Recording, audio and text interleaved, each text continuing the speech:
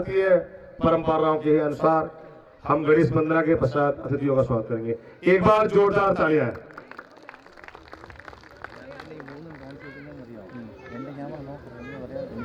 दीप प्रज्वलन के लिए मैं श्री मान नेपाल जी को और आचार्य गणपति गणेश लंबोदर भुजाचार एक दंत चंद्रमा ललाट राजे ब्रह्मा विष्णु महेश तालदय ध्रुपद गावे अति विचित्र गणनाथ आज मृदंग बजावे मृदंग बजावे मृदंग बजावे।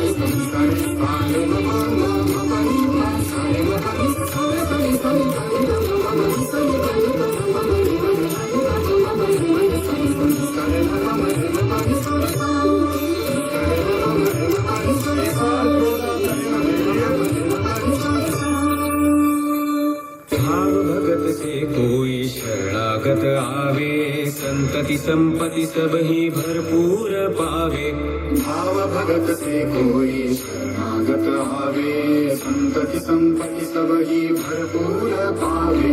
ऐसे तुम महाराज मुको अति भावे गोसावी नंदन निश दिन गुण गावे।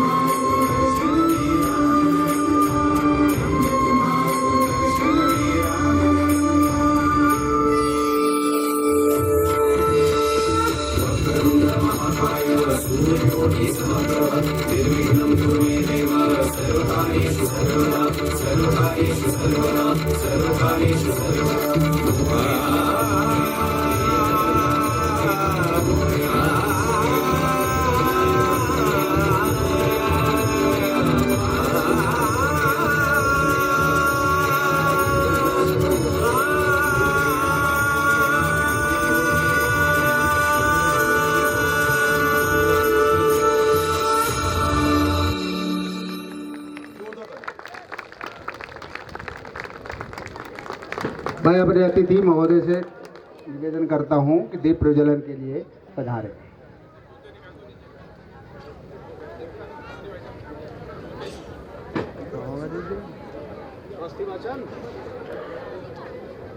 एक बार जोरदार तालियां पुनः। दीप ज्योति परम ज्योति दीप ज्योतिर्जनार्दनः दीपो हरतु मे पापम दीप ज्योतिर्नमस्तुते शुभं करोति कल्याणम् आरोग्यं धन संपदाम् शत्रुबुद्धि विनाशाय दीपः ज्योतिर्नमस्तुते। ओम शांति शांति शांति।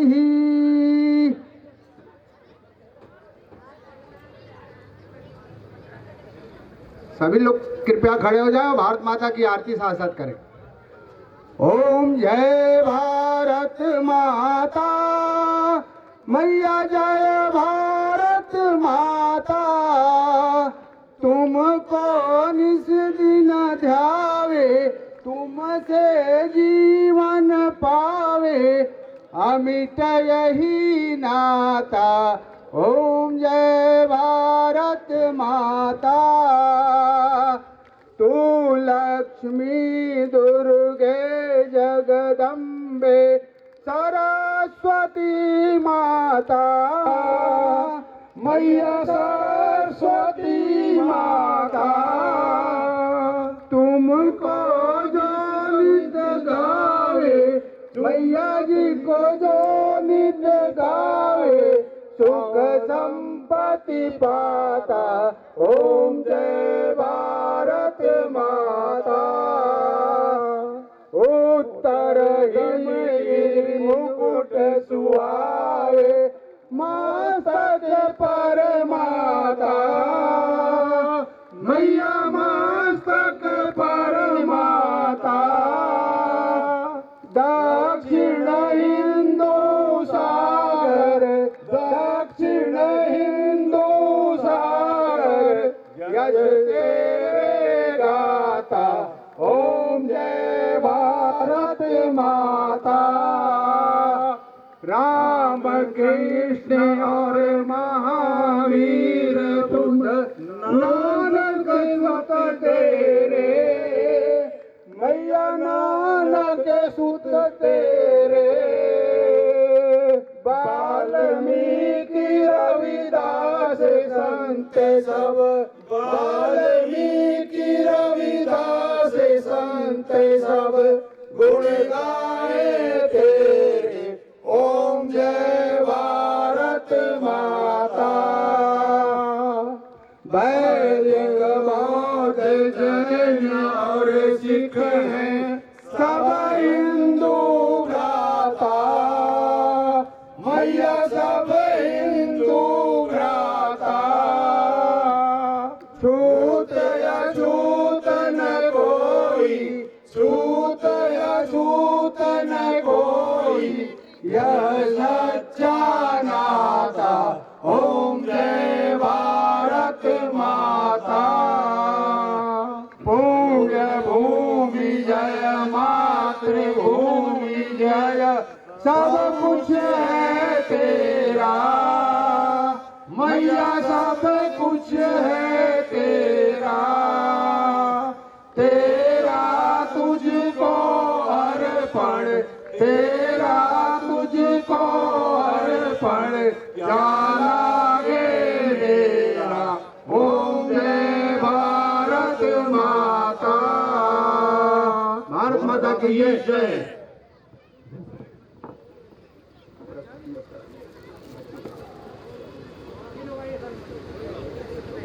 इसके बाद सांस्कृतिक प्रोग्राम के लिए जो शेष है उसकी मुझे लिस्ट दे दीजिए। कितनी देर और चलेगी? क्या बजे तक चलेगा ये प्रोग्राम? और एक बार पुनः मैं सभी से निवेदन करना चाहूंगा, जयवीर जी जो आपके पास लोग खड़े हुए हैं, हमारे पास कुर्सियां रिक्त हैं, स्थान ग्रहण कर लीजिए। हमारे मंच के आसपास जो भी व्यक्ति हैं, मैं सभी से करबद्ध निवेदन करना चाहूंगा कि आप भी अपना स्थान ग्रहण कर लीजिए। देखिए बड़ी सुंदर आरती हुई, उसमें कहा गया पूरा गागर में सागर वाली बात थी। अगर हम उस आरती को भी अपने मन में धारण कर ले, तभी हमारे देश का नक्शा बदल जाएगा। जात पात की करो विदाई, हम सब हिंदू। जात पात की करो विदाई, जात पात की करो विदाई। हमारा विचार अयम निजा परोवेति गणना लघु चेतिसाम, उदार चरिता नामतु वसुदेव कुटुंबकम। हम उदार चित्त वाले हैं, विशाल हृदय वाले हैं। हमारे अंदर सौहार्द की भावना है, भाईचारे की भावना है। हमें इस ऊंच नीच, जाति पात, धर्म, क्षेत्र, इन सब से ऊपर हमारे लिए क्या है? राष्ट्र है, एकता है, संगठन है, भाईचारा है।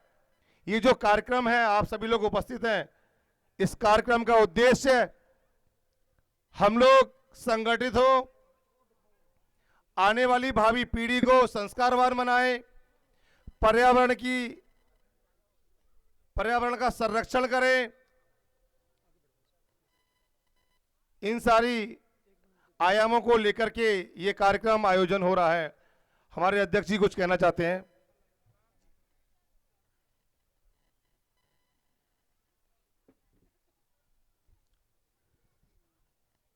आज के इस विशाल हिंदू सम्मेलन में आए जितने भी हमारे गेस्ट हैं और आप सबका बहुत बहुत तहे दिल से हम स्वागत करते हैं। हम आगे अब कार्यक्रम की रूपरेखा बढ़ा रहे हैं, जिसमें एक बहुत ही सुंदर प्रस्तुति है स्कूल के बच्चों द्वारा। उससे पहले मैं आप सबसे विनम्र एक विनती करूंगा कि मैं एक सिर्फ सनातनी हिंदू नहीं हूं, मैं इस देश का एक सैनिक हूं और सैनिक के नाते मैंने कारगिल युद्ध के समर में दुश्मन के दांत खट्टे किए हैं, इसलिए मैं आज आपके बीच में यहाँ पर खड़ा हूँ। तो जब सैनिक आपके बीच में खड़ा है तो मैं ये देख रहा हूँ कि जो जोश होना चाहिए उस जोश में थोड़ी सी कमी हम हिंदुओं में, सनातनियों में नज़र आ रही है। तो उसकी कमी को दूर करने के लिए एक बार सब आप खड़े होकर मेरे साथ भारत माता की जय का नारा लगाएंगे और मेरी आवाज़ इतनी होगी कि ये पूरा बीटा 1 सेक्टर गूंजेगा और आपकी आवाज़ इतनी होनी चाहिए कि पूरा ग्रेटर नोएडा गूंजना चाहिए।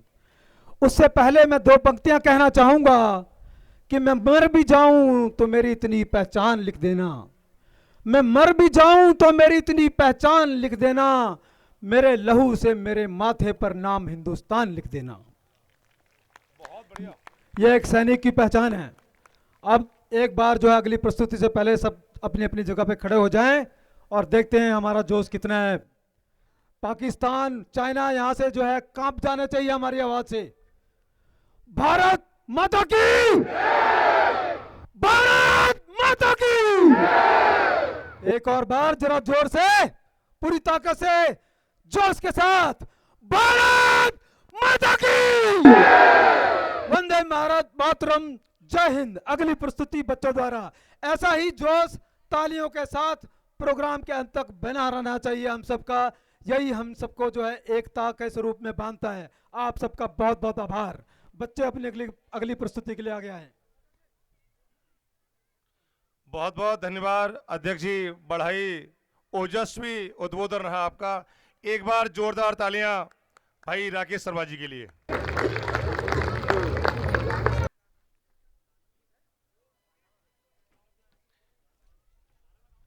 हम लोग कर रहे हैं।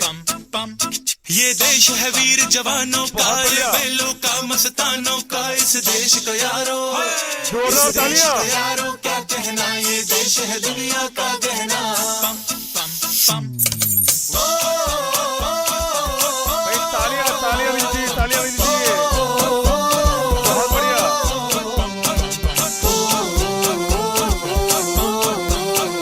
मेरा जूता है जापानी, ये पतलून इंग्लिस्तानी, सर पे लाल टोपी रूसी, फिर भी दिल है हिंदुस्तानी। मेरा जूता है जापानी, ये पतलून इंग्लिस्तानी, सर पे लाल टोपी रूसी, फिर भी दिल है हिंदुस्तानी। और आप लोग भी कहिए। करम अपना करेंगे ऐ वतन तेरे लिए, दिल दिया है जान भी देंगे ऐ वतन तेरे लिए।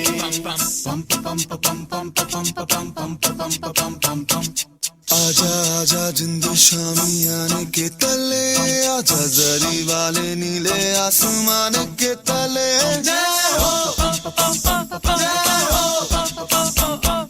चक दे इंडिया,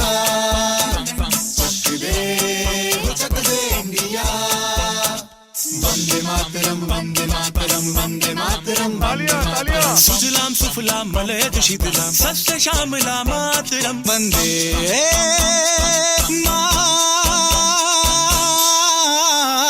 मातरम, वंदे मातरम, वंदे मातरम, वंदे मातरम, वंदे मातरम। ये दुनिया एक दुल्हन, ये दुनिया एक दुल्हन, दुल्हन के माथे की बिंदिया। ये मेरा इंडिया, ये मेरा India, I love my India, ये मेरा इंडिया। समझ सको तो समझो दिल भर जानी, जितना भी तुम समझोगे उतनी होगी हैरानी। फिर भी दिल है हिंदुस्तानी, फिर भी दिल है हिंदुस्तानी, फिर भी दिल है हिंदुस्तानी, फिर भी दिल है हिंदुस्तानी। मेरा रंग दे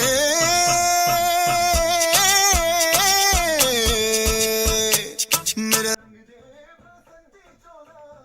रंग दे, मेरा रंग दे बसंती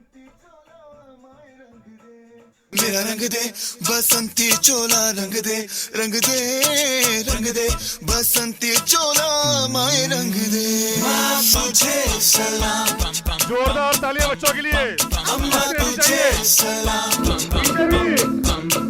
बहुत सुंदर।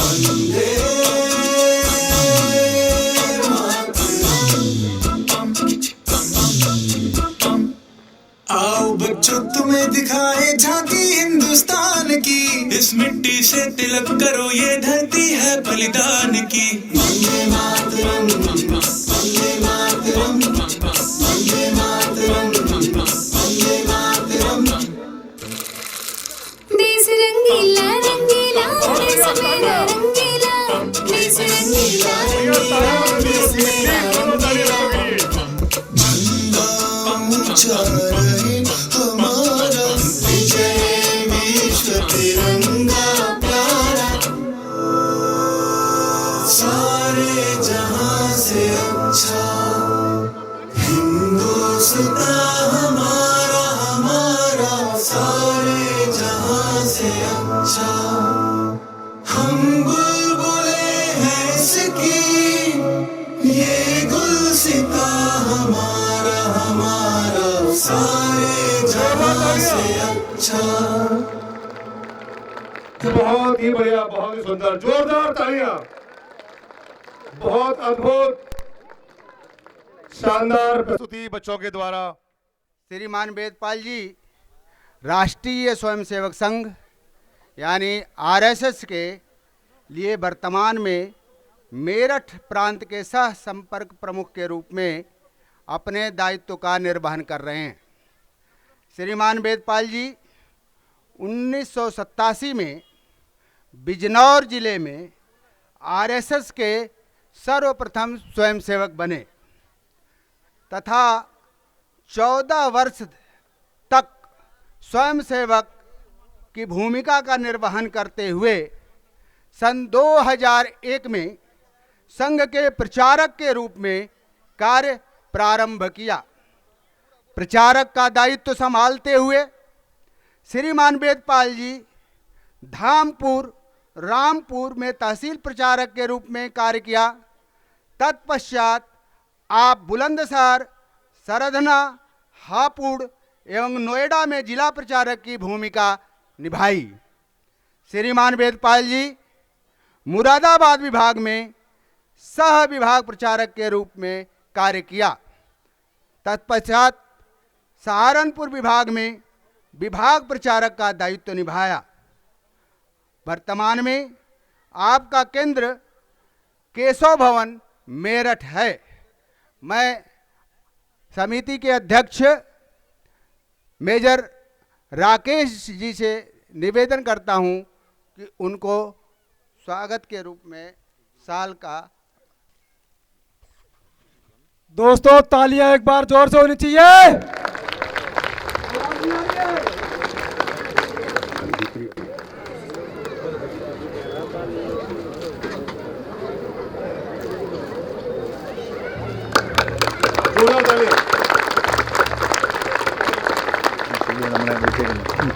अब मैं मुख्य अतिथि के रूप में यहाँ मंच पर पधारी श्रद्धेय आचार्य प्रतिष्ठा जी का परिचय आपके सामने रखता हूँ। श्रद्धेय आचार्य प्रतिष्ठा जी जानी मानी अंतर्राष्ट्रीय योग गुरु, आध्यात्मिक गुरु एवं ख्याति प्राप्त संस्कृत विशेषज्ञ के रूप में जानी जाती हैं। ये पूर्व में राजनयिक यानी फार्मर डिप्लोमेट रही हैं, जो भारत के साथ अनेक देशों में बचपन से ही योग एवं भारतीय संस्कृति का प्रचार प्रसार कर रही हैं। राष्ट्रीय एवं अंतर्राष्ट्रीय टीवी चैनलों पर अब तक अपने विषय पर आधारित 45 से अधिक कार्यक्रम कर चुकी हैं। विश्व भर में इनके करोड़ों शिष्य हैं और फॉलोअर्स हैं, जो इनको प्रेम से गुरु माँ कहकर पुकारते हैं, संबोधित करते हैं। आचार्य जी यूनाइटेड स्टेट ऑफ अमेरिका, चीन, Japan, Malaysia, Mauritius, Yemen, south Africa एवं कतर आदि देशों में योग एवं भारतीय संस्कृति के प्रचार प्रसार में अभी भी जुटी हुई हैं। आचार्य प्रतिष्ठा जी एक लेखिका भी हैं और इन्होंने 5 महत्वपूर्ण पुस्तकों का लेखन भी किया है। इनकी 30 से भी ज़्यादा अपने विषय पर आधारित सीडी एवं डीवीडी की रचनाएं हैं। आचार्य प्रतिष्ठा जी शास्त्रीय नृत्य को सामाजिक समस्याओं को केंद्रित करते हुए 28 से अधिक नृत्य संरचना का भी निर्माण किया है, जो अद्वितीय है। आचार्य प्रतिष्ठा जी एक कुशल प्रशासक भी रही हैं और आपने भारत सरकार का प्रतिष्ठान इंदिरा गांधी भारतीय सांस्कृतिक केंद्र के डायरेक्टर के रूप में भी सेवा दी है और भारत योग सांस्कृतायन के फाउंडर मेंबर भी रही हैं। आचार्य प्रतिष्ठा जी को कई राष्ट्रीय एवं अंतर्राष्ट्रीय सम्मान से सम्मानित किया गया है। योग के क्षेत्र में प्रथम पद्म सम्मान से विभूषित और सम्मानित हैं। भारत के उपराष्ट्रपति श्री वेंकैया नायडू ने इन्हें दूरदर्शन के तरफ से तेजस्विनी सम्मान से सम्मानित किया है। चीन द्वारा इन्हें कथक योगा से सम्मानित किया है। मॉरिशस द्वारा इन्हें आयुर्वेद सम्मान से विभूषित किया है। इन्हें सबसे कम आयु का योगाचार्य के रूप में प्रतिष्ठा भी प्राप्त है। देश में 100 सबसे बड़े प्रभावशाली महिलाओं में से एक का सम्मान भी आचार्य प्रतिष्ठा जी को प्राप्त है। यूट्यूब चैनल के माध्यम से भारत योगा पर इनकी 3000 से अधिक ट्रेनिंग वीडियो निःशुल्क अपलोडेड हैं। आपको Sushma Swaraj institute of foreign services में प्रवक्ता के रूप में आमंत्रित किया जाता रहा है। आपको भारत सरकार के विभिन्न मंत्रालयों से योग एवं आध्यात्म की शिक्षा हेतु आमंत्रित किया जाता रहा है। अब मैं श्रीमान देवी शरण जी और श्रीमती संगीता शर्मा जी को यहाँ आमंत्रित करता हूँ कि आप आचार्य जी का आप स्वागत करें।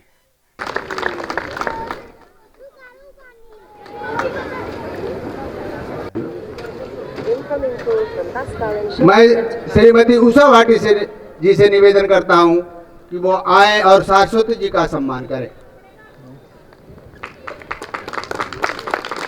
उषा भाटी जी।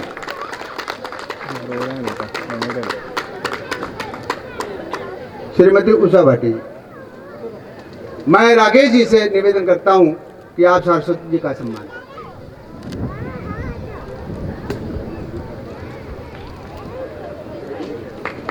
एक बार जोरदार तालियां।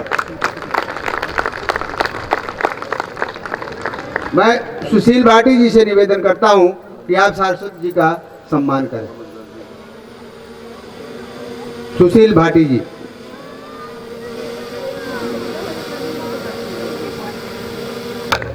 जोरदार तालियां।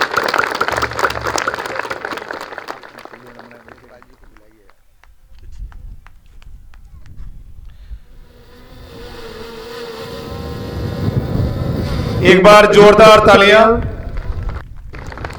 दोस्तों, तालियों की आवाज में आप लोगों के लिए मैं बताऊं, सबके लिए देसी घी का हलवा तैयार हो रखा है।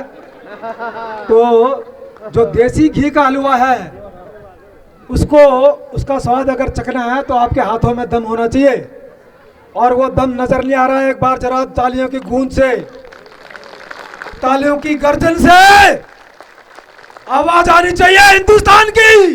बहुत अच्छे। बहुत बहुत आभार और धन्यवाद।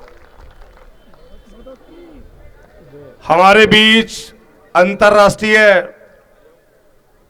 कवि बड़े भाई मुकेश शर्मा जी आ चुके हैं। मैं एक बार जोरदार तालियों से आपका स्वागत करता हूं। देखिए, अभी हमारे बच्चों ने प्रस्तुति दी। जी हाँ, एक कविता पाठ अवश्य अवश्य, बिल्कुल बिल्कुल, एक कविता का हम आपसे निवेदन करेंगे।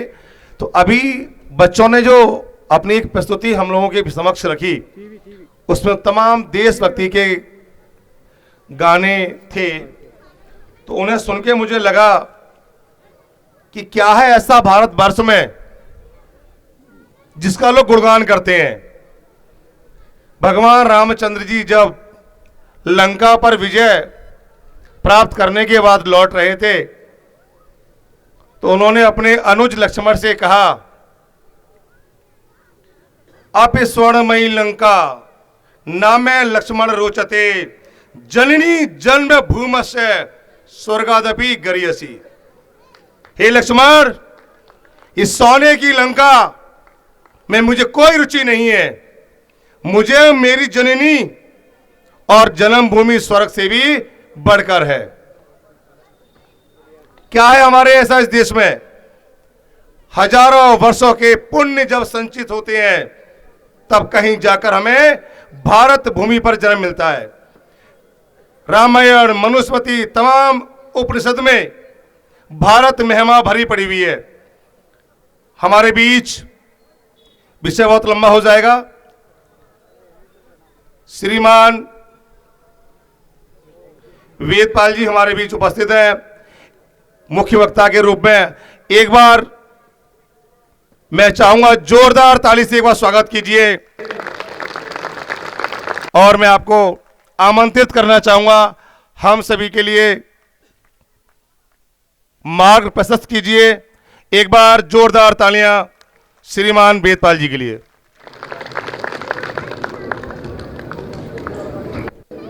भारत माता की, भारत माता की, भारत माता की। आप यही हैं।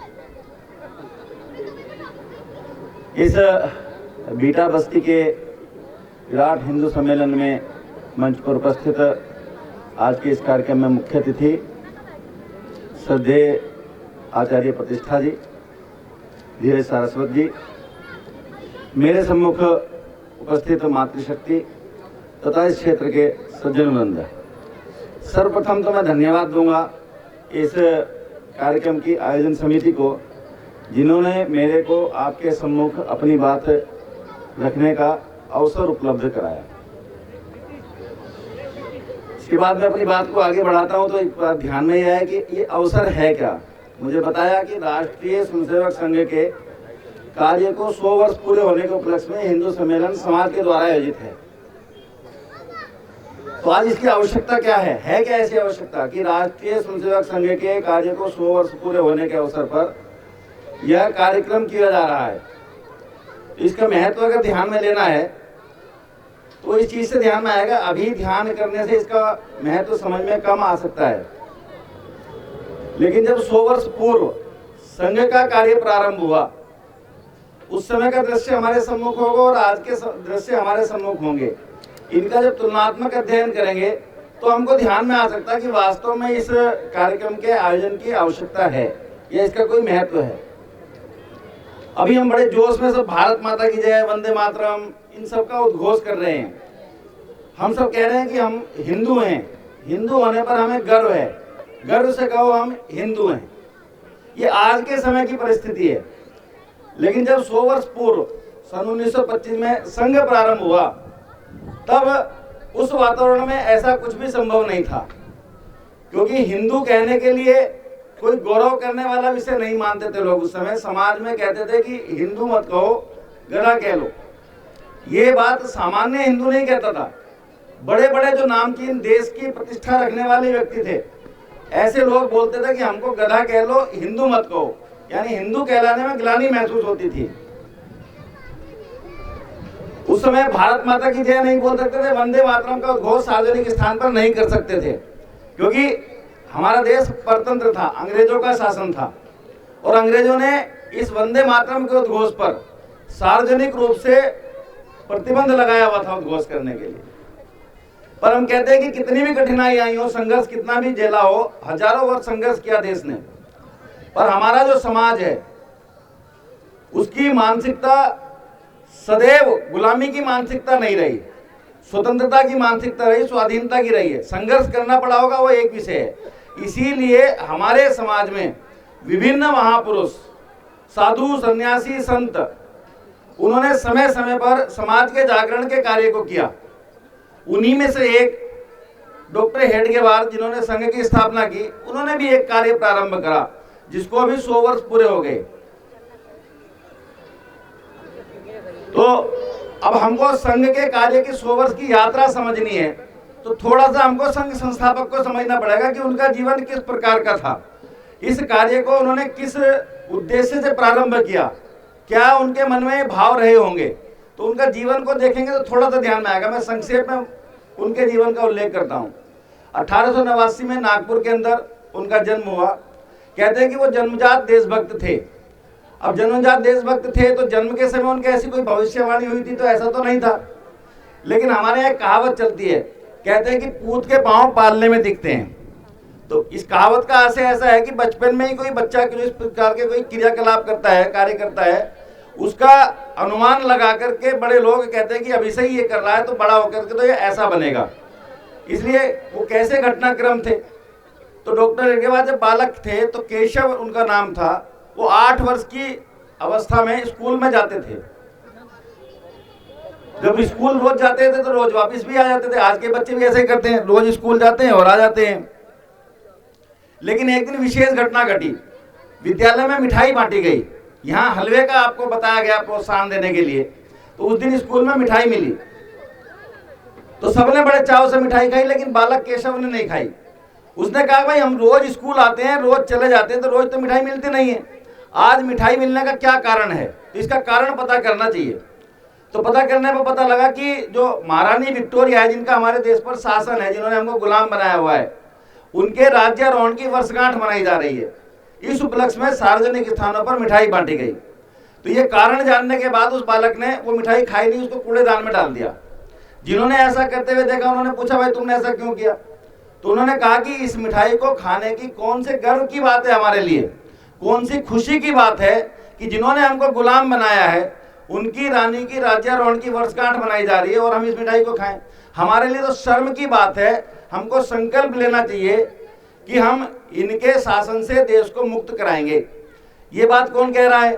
सामान्य व्यक्ति इस बात को कहे तो कोई देखा भी जाए, लेकिन 8 वर्ष का बच्चा जब इस बात को कहता है तो महत्वपूर्ण बात हो जाती है। फिर उन्होंने यूनियन जैक, एक किले पर से झंडा उतारने के लिए गुरुजी के घर से सुरंग खोदने के लिए गड्ढा खोद दिया बहुत लंबा, अपने साथियों को लेकर के। तो जीवन में उनके लगातार देश और देश की आज़ादी, समाज का जागरण यही चलता था। हाई स्कूल में पढ़ते थे, नील सिटी पब्लिक स्कूल था नागपुर के अंदर, उसमें वंदे मातरम आंदोलन इसको खड़ा कर दिया। उसके कारण परिणाम स्वरूप उनको स्कूल से निकाल दिया गया। बाद में उन्होंने पुणे में जाकर के इंटर की पढ़ाई पूरी की, लेकिन लगातार जीवन में उनका यही था कि देश की आज़ादी, किस प्रकार से मैं क्रांतिकारी भूमिकाओं का निर्वहन करूं। तो उस समय देश में कोई क्रांतिकारियों का अखिल भारतीय स्तर का संगठन नहीं था। अलग अलग स्थानों पर अलग अलग लोग ये आंदोलन करते रहते थे, लेकिन दो बड़े केंद्र थे उस समय देश के, जहां क्रांतिकारी घटनाएं बहुत अधिक मात्रा में थी, उनका नेटवर्क मजबूत था। एक था लाहौर और दूसरा था कलकत्ता। कलकत्ता देश की राजधानी भी था और बड़ा केंद्र कलकत्ता ही था। इसलिए उन्होंने विचार किया कि मुझको कलकत्ता जाना चाहिए। तो जाएंगे कैसे? इसलिए कलकत्ता के नेशनल मेडिकल कॉलेज में उन्होंने दाखिला लिया डॉक्टरी की पढ़ाई करने के लिए। वहां गए, दाखिला लिया, पढ़ाई प्रारंभ की, लेकिन गए क्यों थे? उद्देश्य क्या था? क्रांतिकारी गतिविधियों में सम्मिलित होना है। इसलिए एक वरिष्ठ संस्था थी क्रांतिकारियों की अनुशीलन समिति, उसके वो सक्रिय सदस्य हुए और कोकेन नाम से जाने जाते थे। उस समिति में रहते हुए उन्होंने ऐसे ऐसे घटनाक्रमों को अंजाम दिया जो बहुत पुराने क्रांतिकारी भी नहीं कर पाते थे। ऐसा उनका वो वहाँ जीवन था। उनके संबंध बहुत क्रांतिकारियों से आए। 5 वर्ष पश्चात उनकी LMS की डिग्री पूरी हुई और डिग्री पूरी होने के पश्चात उनको नौकरी करने का प्रस्ताव मिला और बहुत अच्छा पैकेज मिला, लेकिन उन्होंने नौकरी करना स्वीकार नहीं किया। उन्होंने कहा कि मैं नौकरी नहीं करनी, मुझको किसी एक दो व्यक्ति का स्वास्थ्य ठीक नहीं करना, हमारी भारत माता का स्वास्थ्य खराब है, मैं तो अपने जीवन को भारत माता का स्वास्थ्य ठीक करने के लिए लगाऊंगा। इसलिए वो नागपुर आ गए और नागपुर आकर के क्रांतिकारी गतिविधियों को संचालित करने लगे। लेकिन एक बार इस काम को करते करते उनको अनुभव आया कि हम जो मुट्ठी भर क्रांतिकारी लोग हैं, देश की आज़ादी के लिए काम कर रहे हैं और अपनी जान को हथेली पर रख करके काम करना पड़ता है, छुपते छुपाते काम करना पड़ता है। तो हम मुट्ठी भर क्रांतिकारी अगर देश को आज़ाद करा भी लेंगे तो इस बात की गारंटी क्या है कि हम उस आज़ादी को पुनः खो नहीं देंगे। ये हमारी जो आज़ादी है इसको हम अक्षुण्ण रख पाएंगे, फिर से कभी गुलाम नहीं होंगे। तो इसकी गारंटी नहीं है। क्यों?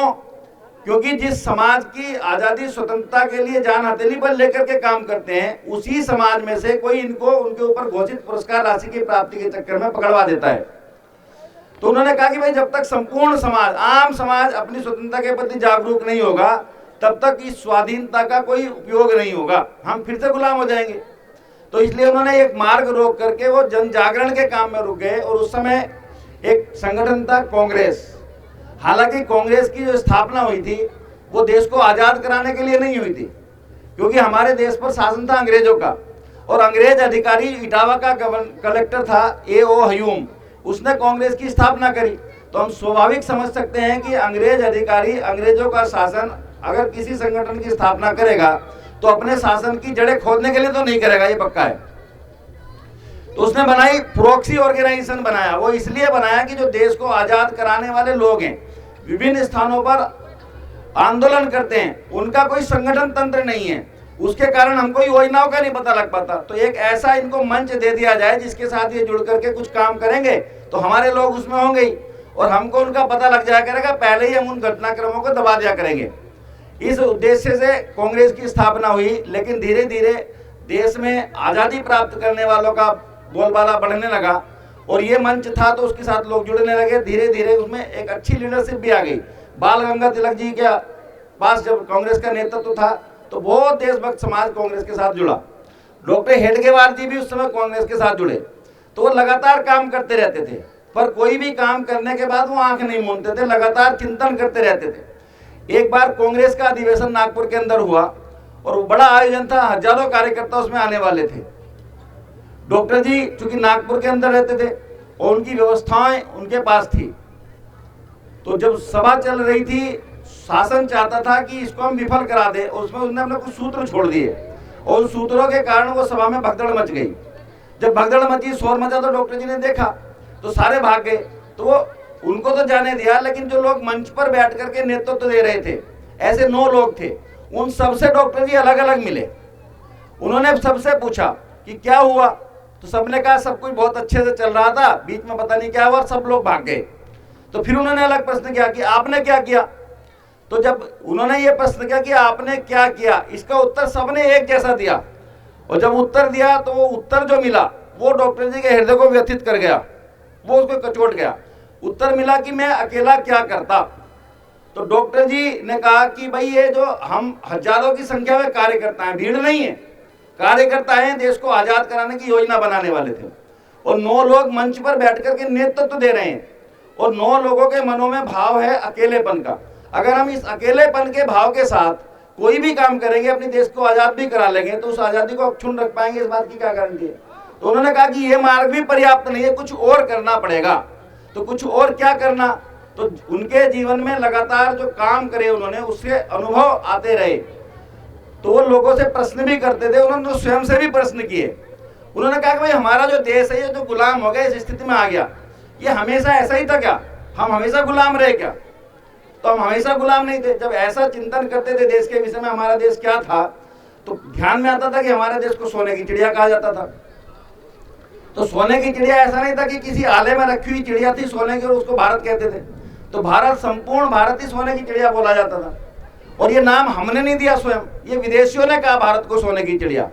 वो क्यों कहा, क्योंकि हम वैश्विक व्यापार में 35% तक की हिस्सेदारी रखते थे। हम दुनिया में सबसे अग्रणी अर्थव्यवस्था थे, हम डोमिनेट करते थे वर्ल्ड इकोनॉमी को। तो हमारे घरों में, हर घर में सोना पाया जाता है, लेकिन भारत में सोने की खदानें नहीं है, फिर भी घर घर में सोना पाया जाता है। हमारे मंदिरों में सोना पाया जाता है, बड़े बड़े मंदिर है जो सोने से लदे पड़े। अभी भी पद्मनाभ के मंदिर का एक तहखाना तो खुला भी नहीं है, तो हम इतना जानते हैं। तो विदेशी लोग आते थे भारत में, वो लूटने के लिए आते थे, राज करने के लिए नहीं आते थे, वो लूटने के लिए आते थे। और वो कहते थे कि भाई कुछ प्राप्त करना है तो आप भारत में जाइए, भारत का एक आध मंदिर भी लूट लाए तो पीढ़ियां बैठ करके खाएंगी। ऐसा भारत के विषय में साख थी, छवि थी। भारत इतना धन धान्य में संपन्न था। तो केवल धन संपन्नता ही थे कि हम तो केवल धनवान ही नहीं थे, हम ज्ञानवान थे, हम विश्वगुरु कहलाते थे।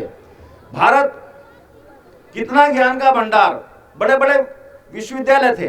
नालंदा का विश्वविद्यालय कहते हैं कि 10,000 छात्र उसके छात्रावास में रह करके वहीं पढ़ते थे। और उसका पुस्तकालय कितना विशाल था कि जब एक आक्रांत आया बख्तियावर खिलजी, उसने उसके पुस्तकालय में आग लगवा दी। और कहते हैं कि 6 माह तक उसमें धुआं उठता रहा। तो किसी पुस्तकालय में आग लग जाए और 6 माह तक धुआं उठता रहे तो कितना ज्ञान का भंडार उसमें चल रहा होगा। हम इतने ज्ञानवान थे। तक्षशिला का विश्वविद्यालय, शारदा पीठ, हमारे गांव गांव में गुरुकुल हुआ करते थे। तो ऐसी हमारी ज्ञान की परंपरा थी। तो हम ज्ञान में कम नहीं थे, हम शक्ति के क्षेत्र में भी कम नहीं थे। कितने शक्तिशाली लोग थे। तो हर क्षेत्र में अलग अलग स्थान पर योद्धा नेतृत्व करते थे। पंजाब की ओर देखें तो गुरु नानक देव जी से लेकर के गुरु गोविंद सिंह के बच्चों के बलिदान तक एक लंबी परंपरा है। मेवाड़ में जाएंगे तो एक वीरों की बड़ी परंपरा है। अंतिम उसमें हुए महाराणा प्रताप। महाराणा प्रताप जब युद्ध करने जाते थे, उनके हाथ में जो भाला होता था, कहते कि वो 50 किलो का भाला था, 1.25 मन का भाला। अभी 50 किलो का भाला अगर किसी को वजन उठाने को कह दिया जाए तो लोग कहेंगे मेरी कमर में दर्द हो जाएगा। महाराष्ट्र में जाएंगे तो छत्रपति शिवाजी, संभाजी महाराज, बाजीराव, लंबी श्रृंखला है। तो केवल पुरुषों ने, राजघरानों ने, महापुरुषों ने, इन्होंने, गुरुओं ने नेतृत्व किया, ऐसा नहीं है। हमारे देश की मातृ शक्ति ने देश की आजादी के आंदोलन का नेतृत्व किया। अनेक नाम हमको ध्यान में आते हैं। झांसी की रानी लक्ष्मीबाई, रानी अबक्का, दुर्गावती, अहिल्याबाई होलकर, ऐसे अनेक नाम। तो केवल यही नहीं, राजघरानों से जुड़े हुए नहीं नाम।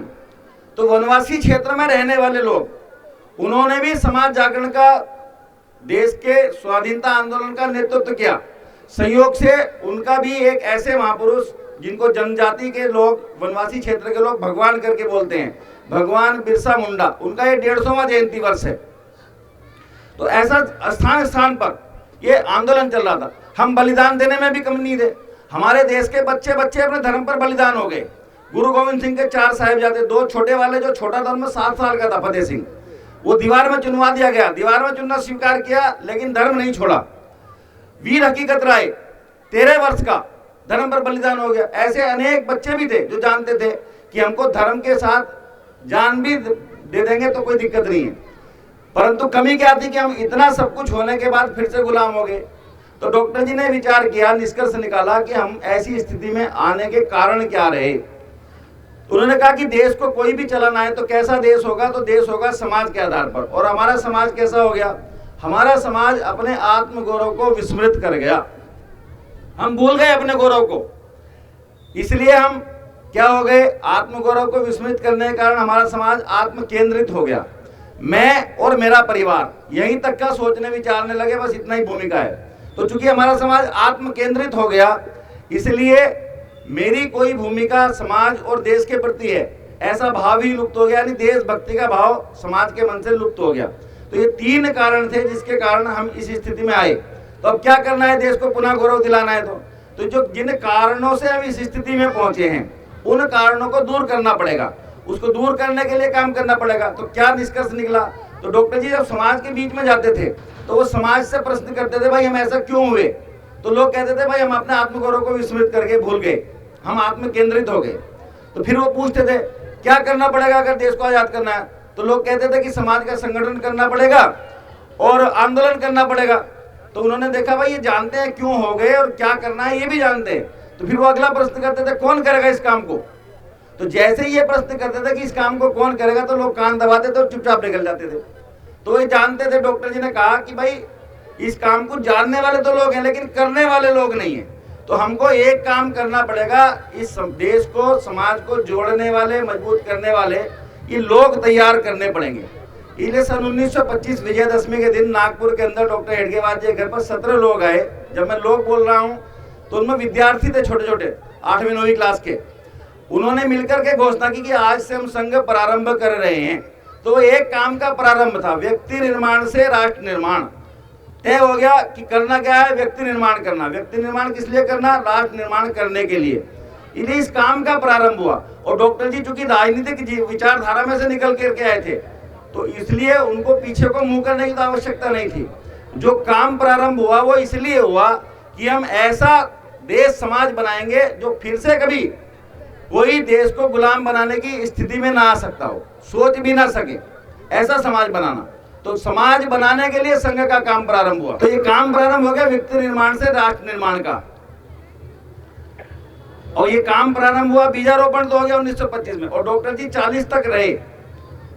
इस 15 वर्ष की अवस्था में उन्होंने इस काम को जड़ तो पकड़वा दी, पौधा बन गया। लेकिन दुर्भाग्य ऐसा हुआ कि वो 40 तक रहे तो 1000 शाखाएं संपूर्ण देश में पहुंच गई। तो जो संपूर्ण देश में सभी प्रांतों में संघ का काम तो पहुंच गया, लेकिन बहुत मजबूत नहीं था। धीरे धीरे डॉक्टर जी जब चले गए तो फिर अगला नेतृत्व आया श्री गुरु जी के पास, माधवराव सदाशिवराव गोलवलकर जी, बाख्य श्री गुरु जी। तो उन्होंने देश की परिक्रमा बहुत की, 2 बार वर्ष में वो देश की यात्रा करते थे और समाज का जागरण किया। इसके कारण क्या हुआ, समाज में बहुत जागरण आने लगा, शक्ति बढ़ने लगी, संघ का कार्य भी बढ़ने लगा। 47 आते आते तक देश भर में संघ की 10,000 शाखाएं हो गई और समाज में जागरण भी आया। और इस स्थिति के कारण क्या हुआ, देश आजाद होने की स्थिति में आ गया। अंग्रेजों को देश छोड़ के जाना पड़ा।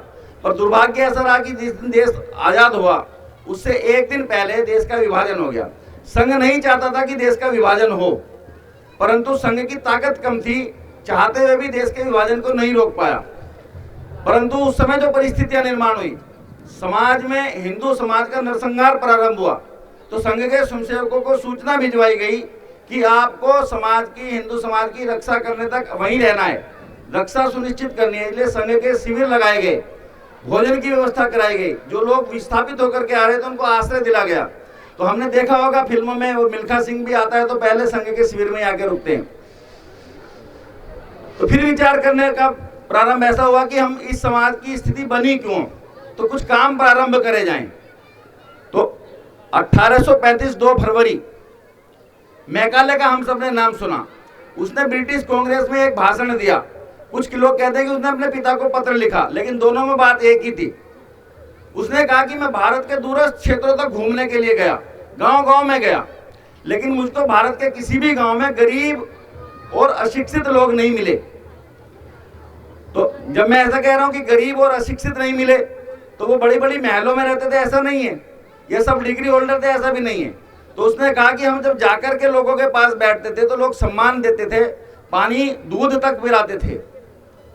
तो उसने ये कहा कि जो बाहर से अनजान व्यक्ति को सम्मान दे सकते हैं, शिष्टाचार कर सकते हैं, दूध पिला सकते हैं, तो वो गरीब नहीं हो सकते, वो मन से अमीन है और वो उनमें संस्कार है किसके साथ कैसा व्यवहार करना चाहिए, इसलिए वो शिक्षित हैं। तो उसने कहा कि जो भारत का समाज है ये अपने नैतिक जीवन मूल्य पर बहुत गर्व करता है और इसके जो नैतिक जीवन मूल्य पर गर्व करने का कारण है वो यहाँ की शिक्षा पद्धति, गुरुकुल की शिक्षा पद्धति। इसलिए हम अगर इसी तरह से इन पर शासन करते रहेंगे तो लंबे समय शासन नहीं कर पाएंगे। हमको इन पर लंबे समय अगर शासन करना है तो इनको इनकी जड़ों से काटना पड़ेगा। और जड़ों से काटने के लिए मैं एक ऐसी शिक्षा पद्धति यहाँ देना चाहता हूँ जो आने वाले 100 वर्ष पश्चात इनको रंग रूप वेशभूषा से तो ये देखने में भारतीय लगे, लेकिन सोचने, विचारने और कर्म करने की दृष्टि से ये अंग्रेज बन चुके हों। तो ऐसा ही हुआ भी। उसने 1836 में एक शिक्षा पद्धति दी, उसके परिणाम स्वरूप ऐसा हुआ कि हमारे समाज का मानस कैसा बना। मैं जब प्रवास करता रहा तो मुझको कई लोग ऐसे मिले जिन्होंने ये कहा कि अंग्रेज भारत ना आते तो हमारा क्या होता, अंग्रेज ने हमको गुलाम बना करके हम पर कृपा की। तो यानी समाज के सोचने का स्तर कहां तक पहुंच गया था कि जिसने गुलाम बनाया उसको भी कह रहा कि इसने हम पर कृपा की। तो ऐसे अनेक काम प्रारंभ हुए। तो संघ ने के कार्यकर्ताओं ने विचार किया कि हम इस मानसिकता को बदलने के लिए काम करेंगे। तो उसके लिए क्या काम करना, तो शिक्षा एक महत्वपूर्ण चीज है।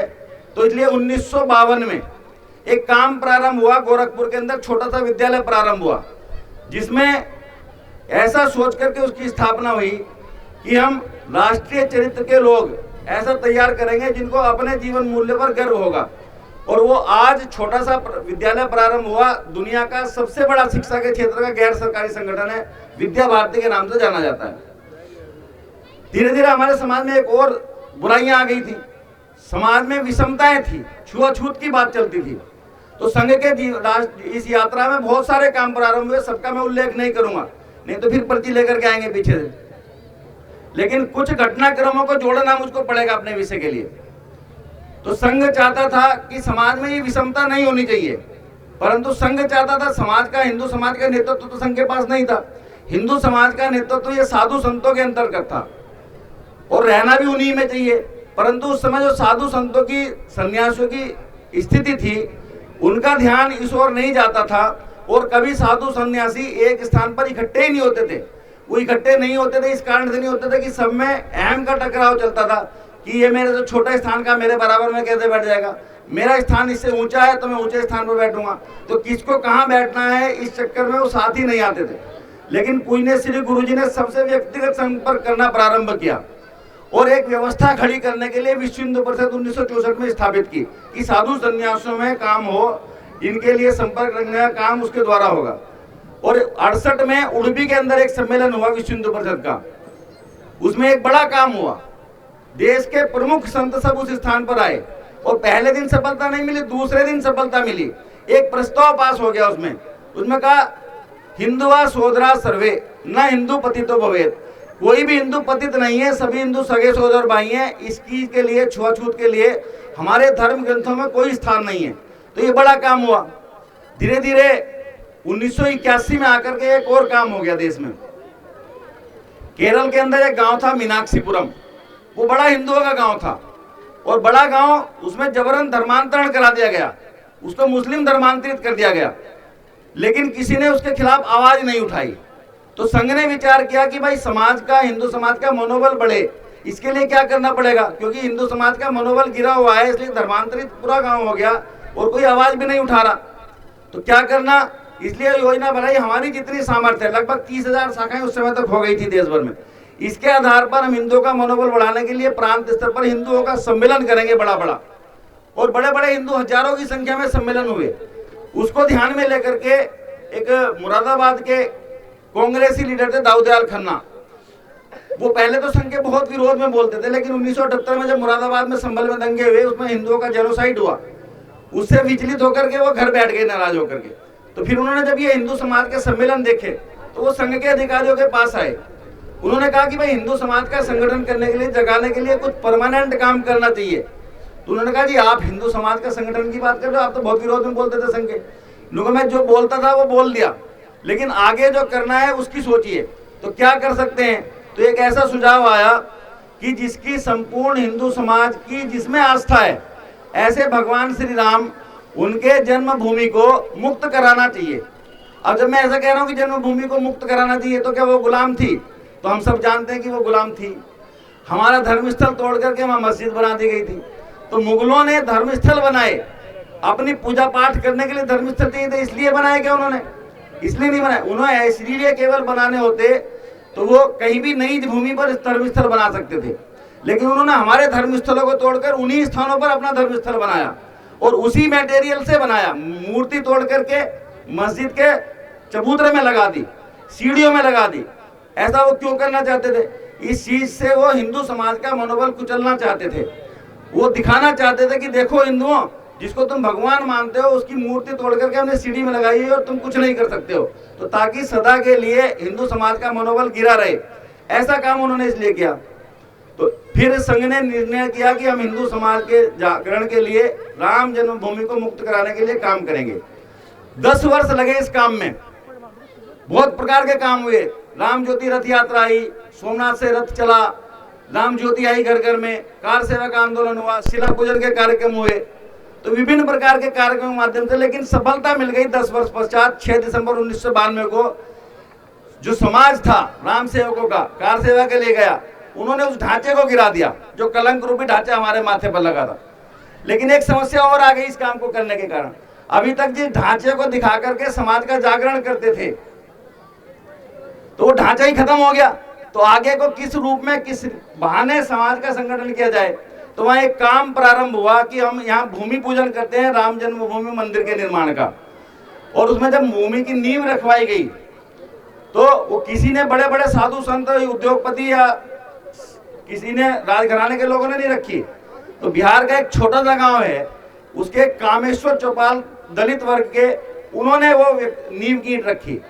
वो नींव की ईंट उनसे क्यों रखवाई गई, उसका उद्देश्य इतना था कि जब भगवान राम के जन्म स्थल पर बनने वाले मंदिर की नींव की ईंट एक तथाकथित दलित समाज का व्यक्ति रख सकता है, तो हमारे मोहल्ले बस्ती गांव के जो मंदिर हैं उसमें भी कोई भेदभाव नहीं होना चाहिए, प्रतिबंध नहीं होना चाहिए, वो सबके लिए खुलना चाहिए, ऐसा उसका संदेश था। धीरे धीरे फिर एक काम और आगे बढ़ा, 2007 आ गया, राम सेतु, उसको तोड़ने की योजना बना दी तात्कालिक सरकार ने। संघ को भी पता लगा, संघ ने समाज का जागरण करने के लिए उसका आंदोलन छेड़ा, और 6 महीने में सरकार को वो निर्णय वापस लेना पड़ा। यानी धीरे धीरे जैसे जैसे संघ की शक्ति बढ़ती गई, समाज का जागरण बढ़ता गया, और जैसा संघ चाहता था समाज के हित के वह काम, उनमें सफलता मिलने में समय की भी बाध्यताएं कम होती गई। फिर एक और, आप में से जाते होंगे अमरनाथ यात्रा करने के लिए। अमरनाथ यात्रा होती है, वो श्राइन बोर्ड कराता है। जम्मू कश्मीर सरकार से किराए पर भूमि लेकर के वो व्यवस्था करता है। जम्मू कश्मीर की सरकार ने भूमि तो दे दी, लेकिन एक बार जब उसने देखा कि हमको तो जम्मू कश्मीर को भारत से अलग करना था, और यहाँ हजारों लोग आने लगे प्रतिवर्ष यात्रा के माध्यम से, तो उसके कारण क्या होगा, हमारे जो मंसूबे हैं उन पर तो पानी फिर जाएगा। इसलिए बिना शर्त उसने भूमि वापस ले ली। जम्मू कश्मीर के समाज ने आंदोलन किया 63 दिन में सरकार को निर्णय वापस लेना पड़ा, भूमि वापस करनी पड़ी। मैंने जो 2-3 घटनाक्रम बताए वो इसलिए बताए ताकि ध्यान में आए। जब 1947 में संघ की शक्ति कम थी, संघ चाहता था कि देश का विभाजन ना हो, लेकिन ताकत कम होने के बाद हम विफल हो गए, सफलता प्राप्त नहीं हुई। लेकिन धीरे धीरे जब सफलता मिली तो 82 से 92 तक 10 वर्ष लगे। 6 माह में राम सेतु बचा, और 63 दिन में अमरनाथ श्राइन बोर्ड की यात्रा, वो जो भूमि थी वो मिल गई। क्योंकि समाज की शक्ति ही सब कुछ है, इसके कारण परिवर्तन आता है। जो संघ का काम प्रारंभ हुआ 1925 में, वो इसीलिए हुआ कि हम समाज बनाएंगे और देश में पुनः ये गुलामी की स्थिति ना बन पाए, इसके लिए समाज को तैयार करेंगे। तो समाज जैसा चाहता था उसमें सफलता मिलती गई। देश को तोड़ने वाली शक्तियां वो विफल होती चली गई। अब 100 वर्ष इस काम को पूरे हुए हैं, तो 100 वर्ष की यात्रा जब पूरी हो गई तो कोई संघ ने, इसलिए तो संघ नहीं बनाया था संघ, कि हम जब 100 साल के हो जाएंगे तो शताब्दी वर्ष मनाएंगे। यह देश का प्रधानमंत्री लाल किले की प्राचीर से ऐसी घोषणा करेगा कि दुनिया का सबसे बड़ा संगठन ये राष्ट्रीय स्वयंसेवक संघ है, या उसकी स्मृति में एक सिक्का जारी करेगा। इसलिए संघ का स्थापना नहीं हुई। संघ की स्थापना किस लिए हुई? समाज बनाने के लिए। कैसा समाज बनाना? जो अपनी समस्याओं का समाधान करने में स्वयं सक्षम हो और सामने आने वाली चुनौतियों का उत्तर देने में स्वयं समर्थ हो, ऐसा समाज बनाना। तो कोई सामने समस्या आती है तो गिड़गिड़ा के दूसरों के पास ना जाए कि हमारा क्या होगा, अपने आप से समस्या का समाधान करे। और इस काम में परिवर्तन आ रहा है। अभी जाने दो, करने दो, आप अब तनाव न दो, आप आराम से बैठ जाइए। सबकी जिम्मेदारी आप सबका, सब बता रहे हो ना हिंदू सम्मेलन कोई नहीं जा रहा, सबने आपको हलवा बता रखा, वो खाएंगे, खुशबू लेने जा रहे हैं।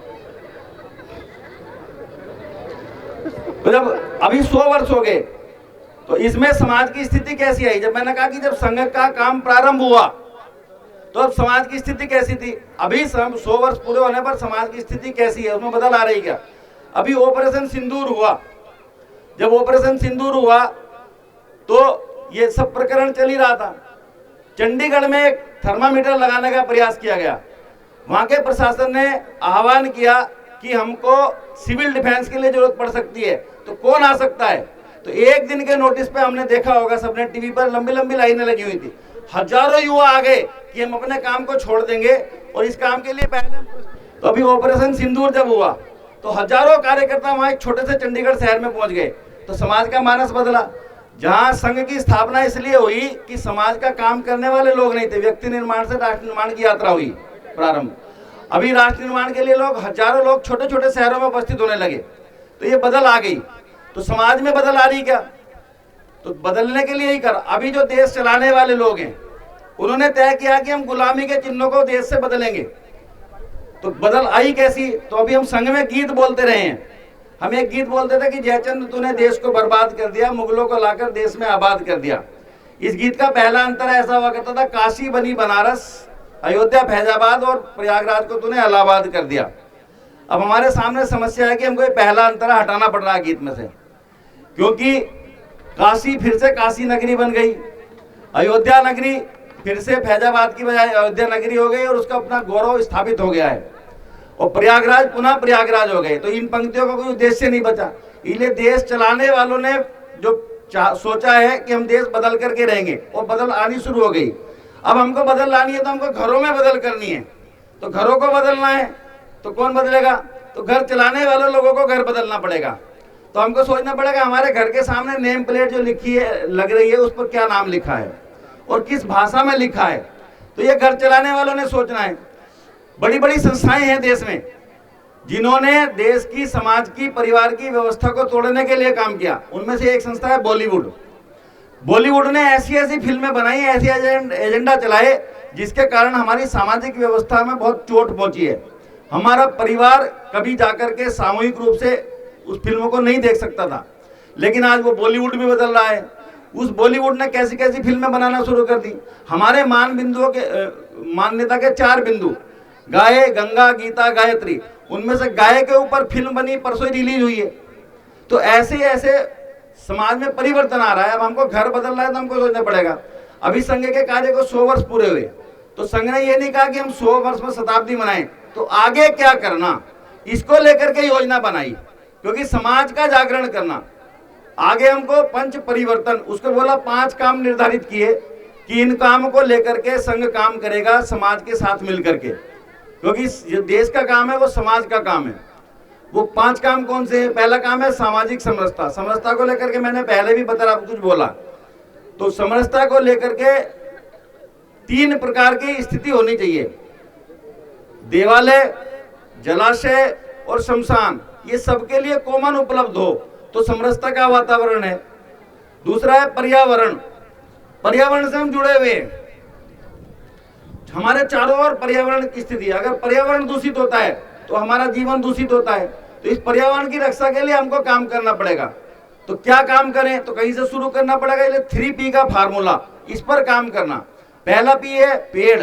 हम ऑक्सीजन बना नहीं सकते, लेकिन आज कहते हैं कि अगर NCR में आ जाए तो हमको इतने धुएं में रहना पड़ता है कि 10 सिगरेट एक दिन में हम पी लेते हैं, उतना हमको श्वास के साथ वैसे ही लेना पड़ता है। तो इसको शुद्ध करना तो क्या करना? तो जितने अनुपात में आबादी बढ़ रही है, प्रदूषण बढ़ रहा है, उतने अनुपात में पेड़ लगाना पड़ेगा। तो पहला P है पेड़ लगाओ। दूसरा P है पानी। पानी भी हम बना नहीं सकते, बचा ही सकते हैं। तो पानी बचाओ। पानी को 2 प्रकार से बचाना, एक तो उसकी बर्बादी को रोकना जब फालतू बह जाता है, और एक सामूहिक स्रोत को, जल स्रोत को दूषित नहीं होने देना, इसके लिए काम करना। और तीसरा P है पन्नी, plastic, single time use plastic. यह है कचरा। छोटे छोटे शहरों में कचरे के पहाड़ बनते चले जा रहे हैं, तो इस कचरे को रोकना, नहीं तो क्या होगा, हम ही प्रदूषित होंगे, हमारा जीवन ही इससे बाधित होगा।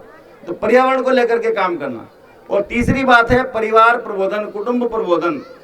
आज बहुत लोगों के बीच में अगर बात करने जाते हैं तो वो कहते हैं कि जी बड़ी समस्याएं आ रही हैं, हम तो घट रहे हैं। जब समाज के बीच में जाएंगे तो जनसंख्या असंतुलन का विषय रखते हैं, कहते हैं कि बच्चे सुनते नहीं हैं। तो ये समस्या किसके द्वारा है? आज हम सक्षम हो गए तो हमारे सामने ये समस्या बन गई, लेकिन हमने हजारों वर्ष संघर्ष किया, कभी हमको इन समस्याओं को सुनने का अवसर नहीं मिला। क्यों? क्योंकि हमारी परिवार व्यवस्था ये मजबूत थी। आज हमारी परिवार व्यवस्था पर संकट है, तो हमको परिवार बचाना पड़ेगा। तो 6 भय के आधार पर अपने परिवार का स्वदेशीकरण करेंगे तो परिवार मजबूत होगा। भाषा, भूषा। हमारे परिवार में भाषा का प्रयोग कौन सा? अपनी मातृभाषा का प्रयोग करते हैं क्या? भूषा माने वेश, अपने वेश पर गर्व करना। भजन, भोजन। तो हमारा भजन कैसा हो? तो सामूहिक 4 लोग सुन सकते हैं क्या? उसको मिलकर के करना। और भोजन, भोजन हमारे घर का हम सब लोग करते थे, स्वस्थ रहते थे, लेकिन आज हम बाहर भोजन करने लगे, बीमार रहने लगे, बड़े बड़े अस्पताल हो गए, सब भरे पड़े। तो भजन, भोजन को सुधारना। भवन और भ्रमण। अभी जो राम मंदिर बन गया है, इसको सिद्ध करना पड़ा कि यह मंदिर ही था। तो वो सिद्ध कैसे हो पाया? उसमें से एक काम था कि खुदाई हुई, और खुदाई में जो अवशेष निकले उन पर लिपि ऐसी थी कि वो सिद्ध करती थी कि ये मंदिर की भूमि है। मान लिया हमारा मकान है, भवन है, आज 100 वर्ष पश्चात इसके ऊपर विवाद हो जाए और खुदाई होने में सबूत निकलने की कोई बात करे तो किसका होगा? तो उसमें कौन से सबूत मिलेंगे? हमारा भवन ऐसा है कि हमारा ही था। तो ऐसा भवन हमारा हो और भ्रमण हम योजना बनाते तो कहाँ की बनाएं? तो विदेशों की जाने की या देश में जाने की? तो इन 6 भय के आधार पर हम अपने परिवार का स्वदेशीकरण करें तो हमारा परिवार ये मजबूत होने लगेगा। चौथी बात है नागरिक कर्तव्यों का पालन करना। ये सबका स्वभाव बनना चाहिए। देश समाज जो चलता है वो व्यवस्थाओं से चलता है, कानून से चलता है, नियमों से चलता है। तो उन नियमों का पालन करना ये स्वभाव बने। अब हम नोएडा ग्रेटर नोएडा में रहते हैं, तो मेरा भी काफी लंबे समय से आना जाना इधर है। तो जब तक यहाँ कैमरे नहीं लगे थे ट्रैफिक पे, चौराहों पर, तो लोग कहते थे अरे भाई साहब बैठो हम देख लेंगे किसी को कौन क्या होगा। लेकिन अभी जब गाड़ी में बैठते तो कहते पहले बेल्ट लगा लेंगे क्या? तो माने भय के कारण करते हैं या हमारा सामान्य स्वभाव बनना चाहिए? तो क्या करना नागरिक कर्तव्यों के पालन के लिए? तो ट्रैफिक रूल से ही प्रारंभ कर सकते हैं क्या कि हम लाल बत्ती को नहीं तोड़ेंगे, सिग्नल का पालन करें, सीट बेल्ट लगाने तो सीट बेल्ट लगाएं, सामूहिक स्थानों पर कैसा रहना ये हमारा व्यवहार बने, इसका पालन करना। और 5वीं और अंतिम बात है स्व का बोध, अपने स्व पर गर्व करना। तो मैंने जैसा बताया 190 वर्ष पूर्व मैकाले ने जो हमारा मन को बदलने का काम किया, उसने हमारा स्व बदला। केवल हम जो अपने पर गर्व करते थे उसने उस मानसिकता को बदल करके बाहर की आई हुई चीजों पर गर्व करना सिखाया। तो हमको वो रिवर्स करना है साइकिल को, उसको हम अपने पर गर्व करना प्रारंभ करें। हमारा अपनी भाषा, अपना पहनावा, अपने संस्कार, अपनी शिक्षा, अपनी सामाजिक व्यवस्थाएं, इन पर जब गर्व करना प्रारंभ कर देंगे, बाहर की चीजों को इग्नोर करना शुरू कर देंगे, तो हम आत्मनिर्भर बन जाएंगे। और आज के समय में जो देश आत्मनिर्भर नहीं है वो अपने मूल्यों पर नहीं चल सकता। और आत्मनिर्भर बनने के लिए है सबसे ज्यादा जरूरी वो है स्वदेशीकरण करना। तो स्वदेशी आचरण, अपने देश की बनी हुई वस्तुएं इनका उपयोग ज्यादा करना, अपने आसपास की बनी हुई वस्तुओं का उपयोग करना। हम जब इतना काम प्रारंभ कर देंगे तो समाज में परिवर्तन आना प्रारंभ होगा। और जब समाज में परिवर्तन आएगा तो देश वैसा होगा जैसा हम चाहते हैं। तो मैं बस अंत में एक ही पंक्ति बोल करके अपनी बात को समाप्त करता हूं कि जो होता है सो होने दो, यह पौरुषहीन कथन है और हम जैसा चाहेंगे वो होगा। इन शब्दों में ही जीवन है। एक बार जोरदार तालियों के साथ मैं अंतर्राष्ट्रीय कवि भाई श्री मुकेश शर्मा जी को आमंत्रित करना चाहूंगा और एक ओजस्वी देश भक्ति से ओतप्रोत गागर में सागर भरने का प्रयास करें। 5 मिनट में अपने विचार से हम सभी के लिए एक बार जोरदार तालियां अंतर्राष्ट्रीय कवि भाई मुकेश शर्मा जी के लिए। भारत माता की, भारत माता की, भारत माता की। गर्व से कहो, गर्व से कहो। अब पता है भारत माता को हम भारत माता क्यों कहते हैं? क्योंकि इस पृथ्वी नामक पुस्तक पर अगर किसी के देवी देवताओं ने जन्म लिया है तो भारत भूमि पर लिया है, इसीलिए हम भारत माता कहते हैं। और अब हम 100 बरस आज आरएसएस की स्थापना को हो गए हैं, उसका ये हिंदू सम्मेलन बना रहे हैं। इसीलिए मैं कहता हूं कि सबसे पहले हेडगेवार साहब के लिए कि जिन्होंने इसकी स्थापना की थी, उन्हें इस मंच से नमन करता हूं। आज ऐसा पल हमें उन्होंने दिया है कि पहले उन्हें नमन करता हूं कि जब रूप सरोवर में नहाता है, चांद पानी में उतर आता है, खुद तो चला जाता है शीतल होकर, मगर आग पानी में लगा जाता है, मगर आग पानी में लगा जाता है। मैं उन्हें नमन करते हुए, और इतना सुंदर आयोजन हमारी पूरी इस कमेटी ने किया है। हरिंदर जी, राहुल जी, अध्यक्ष जी बैठे हैं यहाँ, सब लोग, मदन लाल वर्मा क्रांत मेरे गुरु बैठे हैं यहाँ, और मनोज जी बैठे हैं। मैं सबसे पहले आपको साधुवाद, नमन और प्रणाम करता हूँ।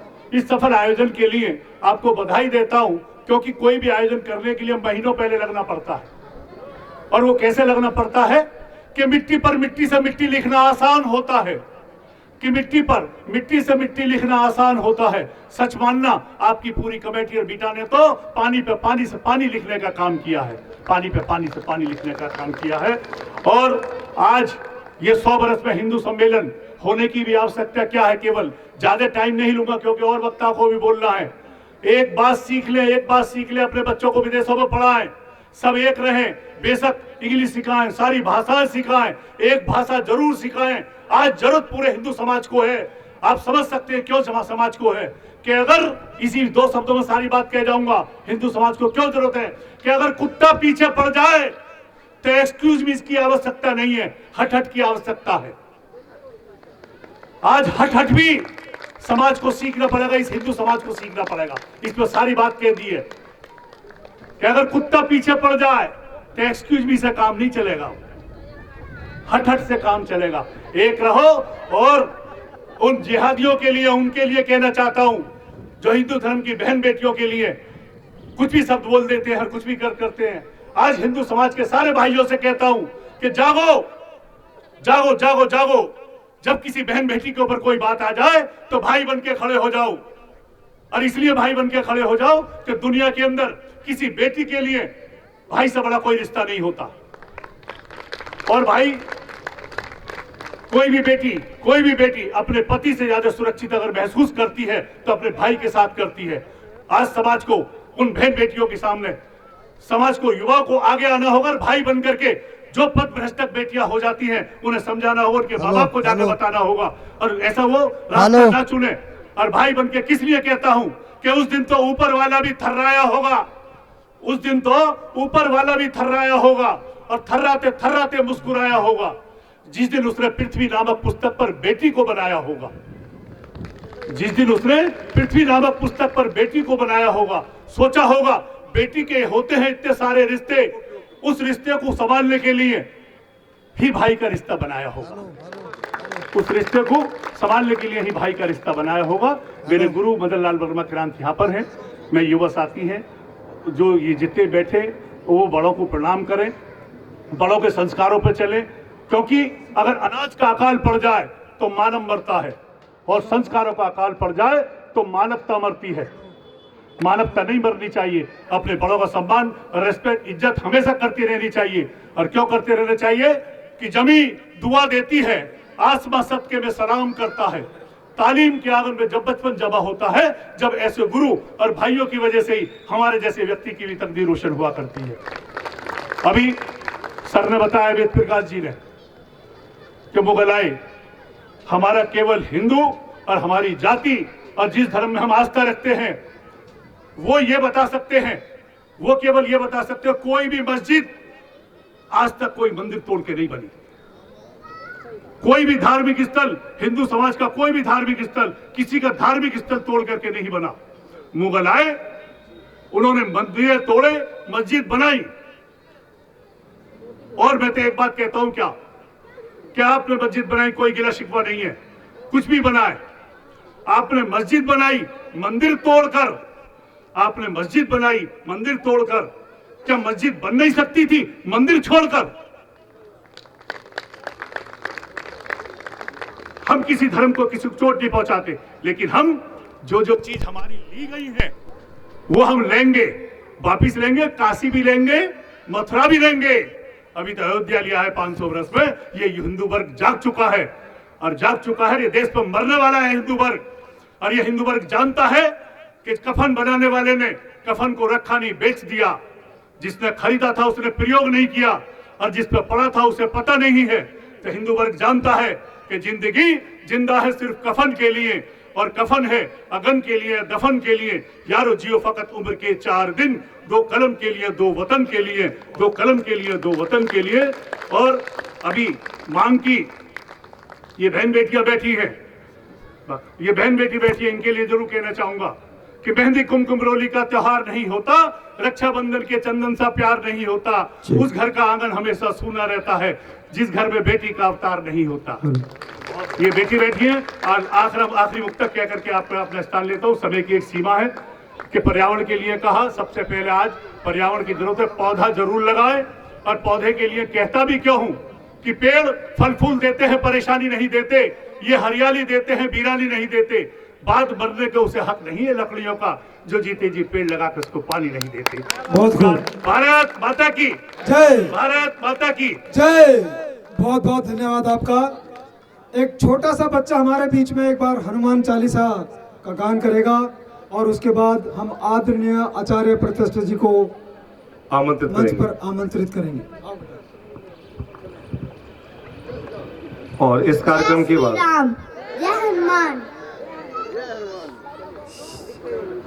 मैं आपके सामने मैं हनुमान चालीसा सुनाने जा रहा हूँ। श्री गुरु चरण सरोज रज निज मन मुकुर सुधार जो था यकवंचार बुद्ध ही ने तनु जाने के सुमरो पवन कुमार रवि विद्या देहु मोहि हलो कलेश विकार। जय हनुमान ज्ञान गुण सागर जय कवि उजागर रामदूत तुलित बलधामा अंजनी पुत्र पवन नामा महावीर विक्रम बजरंग कुमति बार सुमति के संगी कंचन मरण विराज सुबेसा कानन कुंडल कुंजित के साथ वर्ज। सभी लोग बोलिए, अच्छा रहेगा, बच्चे का मनोबल बढ़ेगा।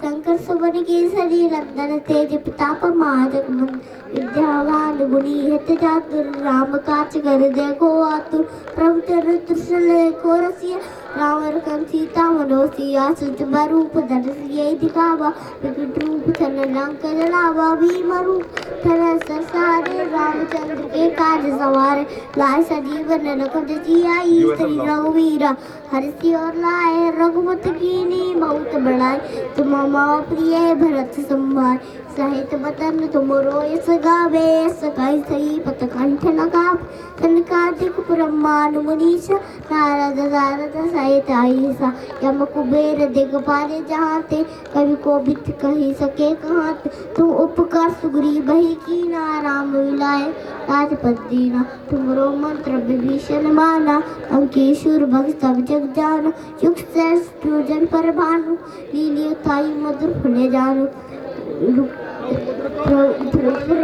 प्रभु मुद्र का मेलु मुखवाई चंदी नाम गए अतरज राय दुर्गम काज जगत के तेते सुगम अनुग्रह तुमरे तेते राम सभी लोग बोलिए। बहुत सुंदर, जोरदार तालियां बच्चे के लिए बहुत अच्छा बजाइए एक प्रयास, बार। बहुत अच्छा बहुत प्रयास। अच्छा, बहुत जय जय श्री राम, जय जय श्री राम। देखिए आपने, ये बच्चा भी अपना है और हम सब लोग अपने हैं और एक दूसरे का साथ देना है। कहते हैं सारी धरा भी साथ दे तो और बात है। कुंवर बेचन जी की दो लाइनें मुझे याद आती हैं कि सारी धरा भी साथ दे तो और बात है, तू जरा भी साथ दे तो और बात है। चलने को तो एक पांव से भी चलते हैं लोग, चलने को तो एक पांव से भी चल रहे हैं लोग, अगर दूसरा भी साथ दे तो और बात है। मैं चाहता हूं आप सभी लोगों का सहयोग समाज को मिलता रहना चाहिए। एक और छोटी सी प्रस्तुति है, उसके बाद मैं आचार्य प्रतिष्ठा जी के लिए आमंत्रित करना चाहूंगा इस प्रस्तुति के बाद। ये बच्चियों ने बहुत मेहनत एक बार की जोरदार है। तालियां, आपका बहुत अपना मेहनत कार्यक्रम की है। बच्चियों ने बहुत मेहनत की है, तो हम उनको इनकार नहीं कर पाए क्योंकि ये पिछले 15 दिनों से मेहनत कर रही थी। तो एक छोटा सा कार्यक्रम उनका देख के प्रतिष्ठा जी को बुलाएं।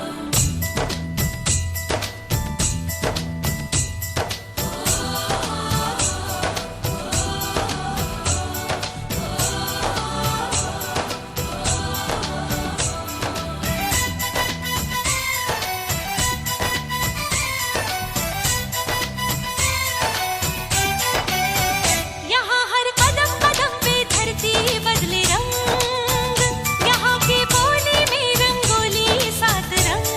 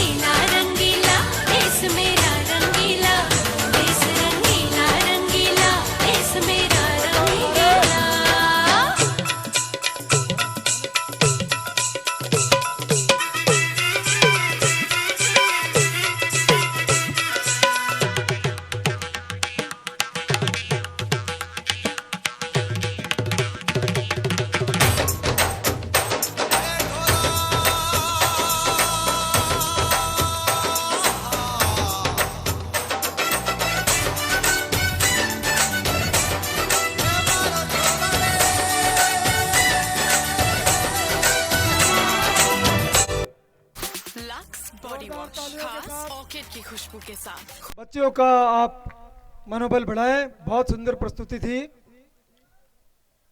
अब आप सबको जिस वेला का इंतजार था वो वेला आ गई है।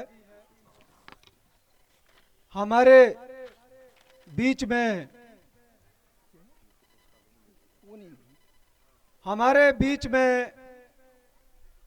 प्रतिभा की प्रतिभान आचार्य प्रतिष्ठा जी, ओजस्वी और तेजस्वी आचार्य प्रतिष्ठा जी, भारत की शान आचार्य प्रतिष्ठा जी, हम सबका मान आचार्य प्रतिष्ठा जी हमारे बीच में हैं।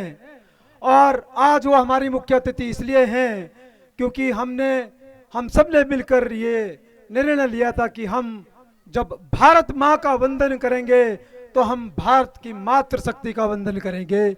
और आचार्य प्रतिष्ठा जी इसलिए आज हमारे बीच में हम सब का आपका मान बढ़ा रही हैं। मैं एक बार अनुरोध करूंगा, जोर से सब खड़े हो जाएंगे और आचार्य प्रतिष्ठा जी के लिए जोरदार तालियां के अभिवादन करेंगे। वो मंच पर आए और अपनी मधुर और तेजस्वी वाणी से हम सबको लाभान्वित करें। आ रहे हैं आचार्य प्रतिष्ठा जी। बहुत बहुत आभार, धन्यवाद।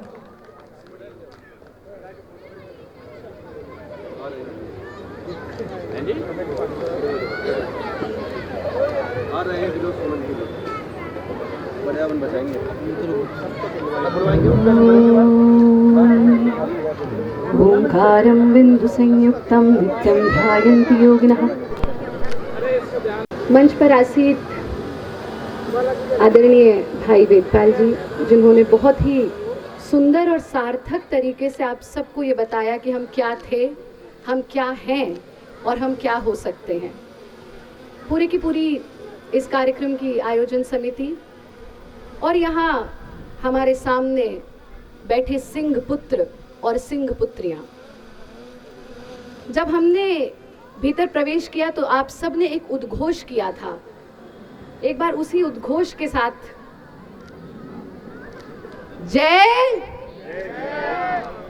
जय श्री राम, जय श्री राम, जय श्री राम।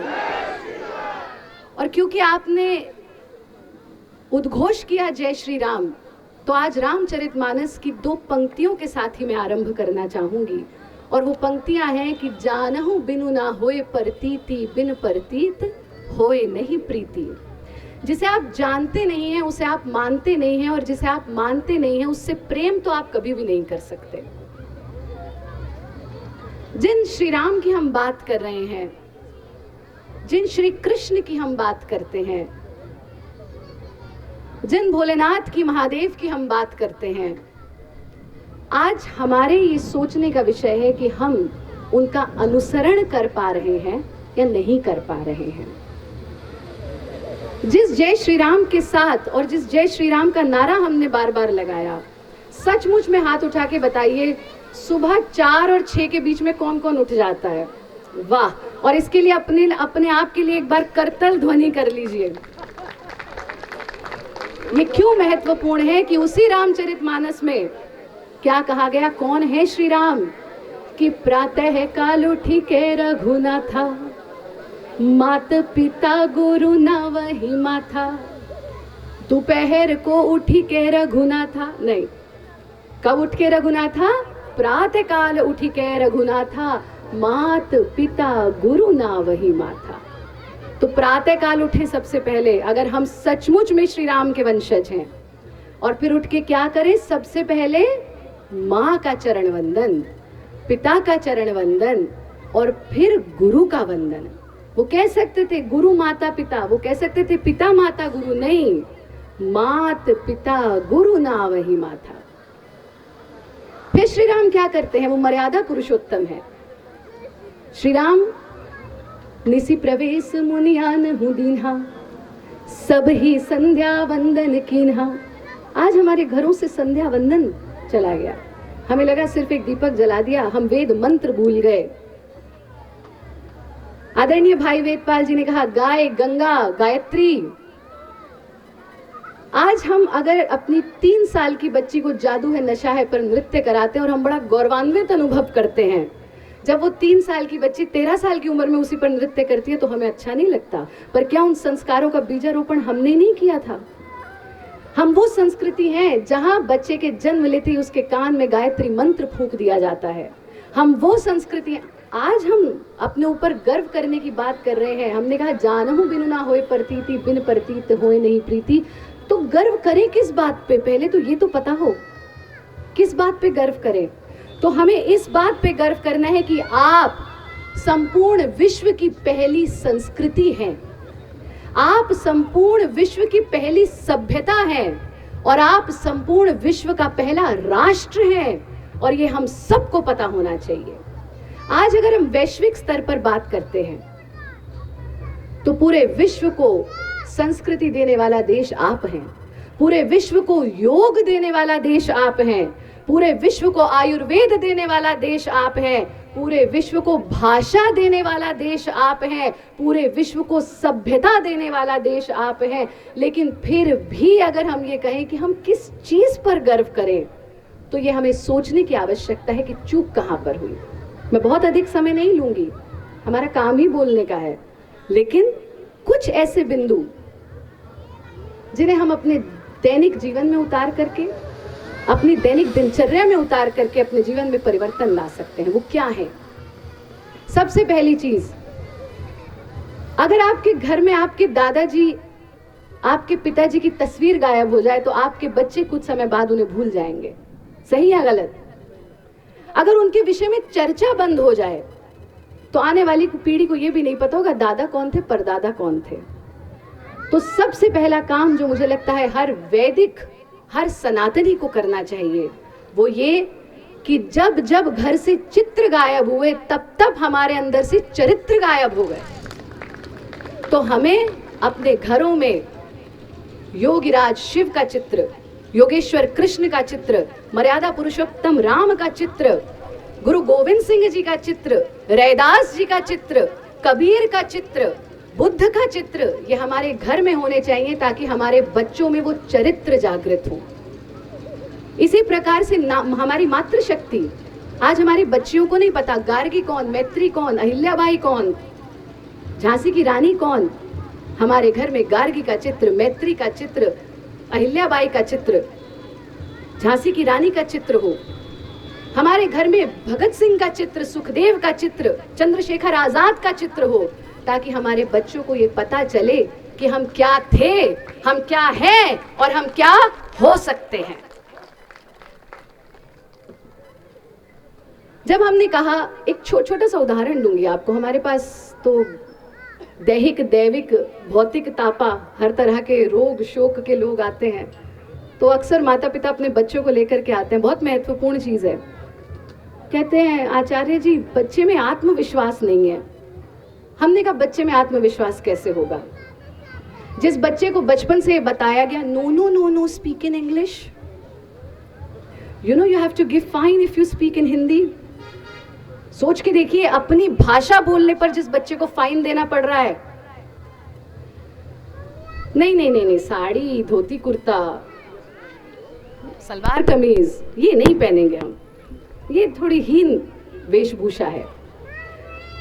जिस बच्चे के अंदर भाषा के प्रति, वेशभूषा के प्रति हीन भाव भर दिया गया हो, वो बच्चा कितनी भी बड़ी कंपनी का सीईओ बन जाए, उसके अंदर आत्मविश्वास कभी नहीं आ सकता। हम इस वक्त 60 देशों में कार्य कर रहे हैं। I can speak more than 10 languages, I have served my country as a senior diplomat. पर मैं ये जानती हूं कि हर भाषा मेरी संस्कृत से निकली है।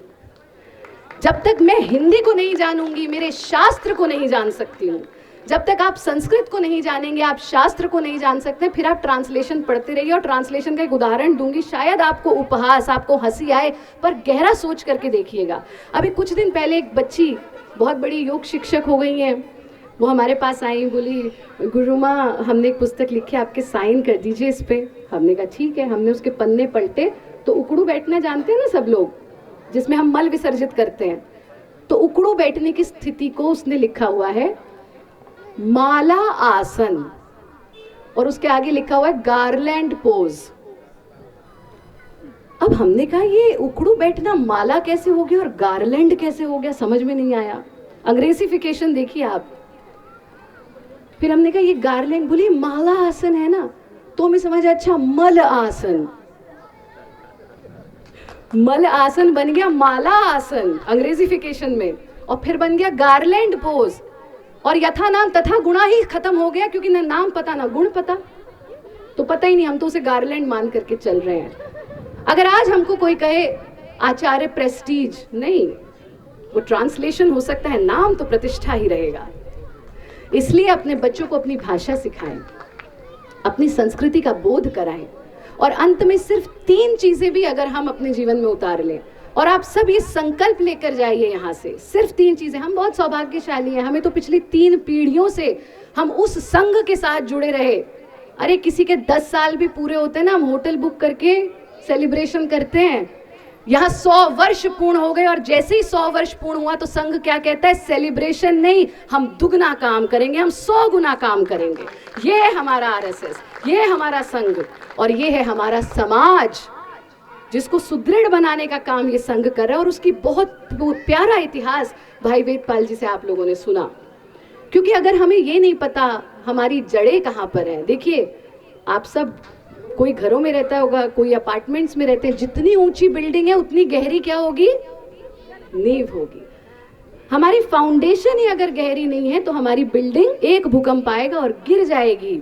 इसलिए हमें अपने इतिहास का पता होना चाहिए, हमें अपनी जड़ों का पता होना चाहिए। तो उसके लिए 3 संकल्प लेकर के जाइए, और बहुत सरल है भाई। आज आचार्य प्रतिष्ठा आपके बीच आएंगे, कुछ तो दक्षिणा बनती है ना, तो दक्षिणा के रूप में दे दीजिए।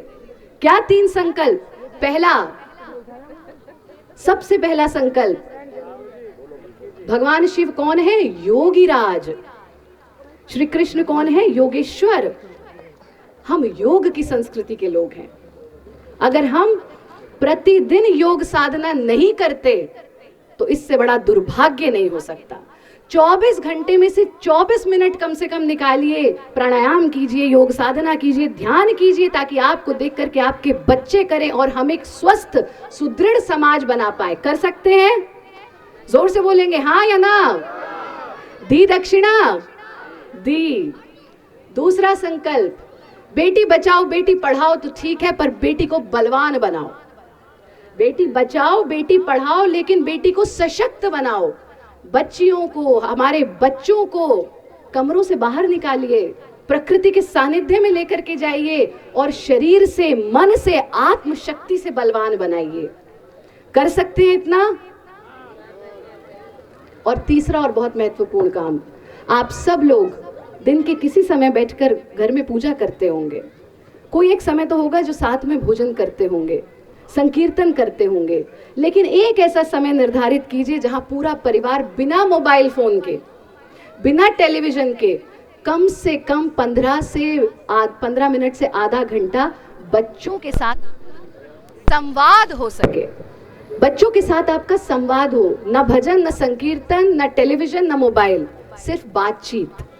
सिर्फ बातचीत हमारे बच्चों के साथ। आपके माता पिता, आपकी अर्धांगिनी या आपके पतिदेव, आपके बच्चे, आपका पूरा परिवार जहां बैठे, दिन में कम से कम 15 मिनट से लेकर के आधा घंटा एक ऐसा समय निर्धारित कीजिए जहां आप संवाद करें। आज हम कैसे जुड़ पा रहे हैं? संवाद के माध्यम से ही जुड़ पा रहे हैं, लेकिन हमारे घरों में संवाद बंद हो गया।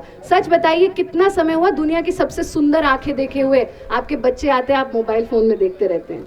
बड़ी हो जाएंगी वो आंखें, समय निकल जाएगा। तो एक समय ऐसा बांधिए जहां आप बच्चों से बात करें, उन्हें अपने गौरवशाली इतिहास के बारे में बताइए। उन्हें बताइए गार्गी कौन थी, मैत्री कौन थी, अहिल्याबाई कौन थी, भगत सिंह कौन थे, सुखदेव कौन थे, चंद्रशेखर आजाद कौन थे, किस परंपरा से आप आते हैं, ताकि जब कोई उन बच्चों को कहे कि तुम्हें फाइन है तो वो कहे no, I can speak so many languages but I am proud of my language, I am proud of my culture, I am proud of my वेशभूषा, I am proud of my आहार, व्यवहार, विचार, संस्कार, संस्कृति। कर सकते हैं ऐसा? बोलिए जरा, इतनी धीमी धीमी आवाज नहीं। कर सकते हैं। तो अगर ये 3 काम कर लिए, और चौथा और जोड़ दीजिए, स्वाध्याय। टेलीविजन ने जो दिखाया हमने वो पा लिया, पर हमने गीता पढ़नी छोड़ दी, हमने रामचरितमानस पढ़ना छोड़ दिया, हमने अपने ग्रंथों को पढ़ना छोड़ दिया। थोड़ा सा स्वाध्याय कीजिए, आप देखेंगे ये 4 कदम भी आप उठा लें तो हमारी पारिवारिक एकता, हमारी सामाजिक एकता बनने लगेगी। एक छोटी सी कहानी के साथ आज की अपनी वाणी को विराम दूंगी। जंगल में एक छोटा सा सिंह का बच्चा खो गया, शेर का बच्चा खो गया तो एक भेड़ों के झुंड ने उसे अपने साथ लगा लिया। अब वो भेड़ों के झुंड के साथ रहता, भेड़ों की तरह खाता पीता बोलता, और वो मानने लगा कि मैं तो भेड़ हूं। एक दिन एक शेर शिकार पर निकला, और जब शिकार पर निकला तो उसने देखा भेड़ों के झुंड में एक शेर का बच्चा भी भाग रहा है, और वो भूख प्यास छोड़ के उसने उस सिंह शावक को पकड़ लिया। जैसे ही पकड़ा तो शेर का बच्चा बोलता, मुझे मत मारो, मैं तो बेचारा भेड़ हूं। सिंह कहता है, उठ तू सिंह है। कहता, लाजी मैं भेड़ हूं। कह रहा, उठ तू सिंह है। बोला, नहीं मैं तो इन्हीं के साथ रहता हूँ, इन्हीं के साथ बड़ा हुआ हूँ, इन्हीं के साथ खाता पीता हूँ, मैं तो क्या हूँ, भेड़ हूँ। वो सिंह उस सिंह शावक को, उस बच्चे को लेकर के जाता है। शीशा तो नहीं था, नदी के किनारे ले जाकर के दिखाता है, देख तेरी और मेरी शक्ल एक है। बोला, है तो सही, पर हूं तो मैं भेड़। वो उसे कुएं के पास ले जाता है, गर्जना करता है। बोला, तू भी इसमें मुंह डाल के गर्जना कर, देख तेरी और मेरी आवाज एक है। बोला, है तो सही। अलग अलग तरीकों से उसे बोध कराता है, और तब वो सिंह शावक समझता है कि मैं कौन हूं, मैं सिंह का बच्चा हूं, मैं भेड़ नहीं हूं।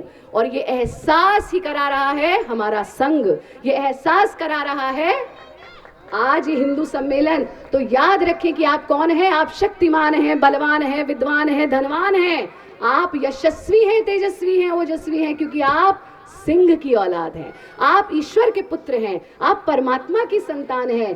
बोध कीजिए अपने सिंह होने का, अपनी आने वाली पीढ़ियों का इसका बोध कराइए। वंदे वंदे वंदे। धन्यवाद।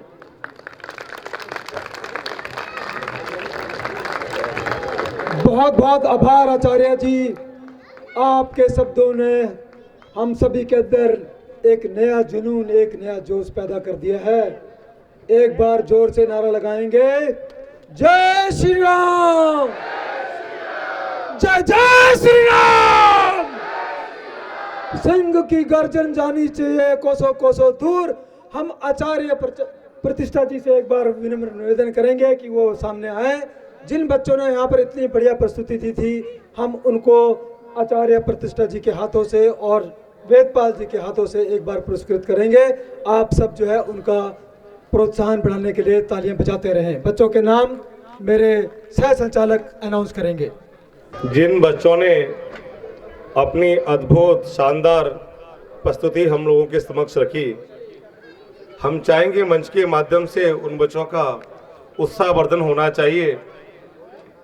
इस श्रृंखला में शौर्य सिंह आएंगे और प्रशस्ति पत्र और ट्रॉफी स्वीकार करेंगे। शौर्य सिंह के लिए एक बार जोरदार तालियां। देखिए, छोटा सा बच्चा है और उसने एक बहुत शानदार प्रस्तुति आपके समक्ष रखी है। प्लीज तालियां भी, जोरदार तालियां। वीर प्रताप सिंह, रुद्र प्रताप सिंह। सपना विश्वकर्मा, वीर प्रताप सिंह, रुद्र प्रताप सिंह। जोरदार तालियां। देखिए, आप तालियों से बच्चों का मनोबल बढ़ाइए। इन्होंने आपका बहुत मनोरंजन और बहुत अच्छी प्रस्तुति आपके समक्ष रखी है। इसी श्रृंखला में सपना विश्वकर्मा, वंशम सिंह, अलीसा सिंह। जोरदार तालियां।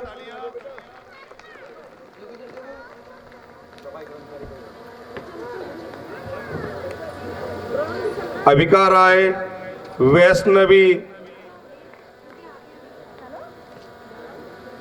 इसी क्रम में बच्चों को खड़ा कर लीजिए जो मैं नाम बोल रहा हूं। अलीसा सिंह, हमारे सेक्टर के, हमारे नगर के कुछ गणमान्य व्यक्ति हमारे बीच में हैं।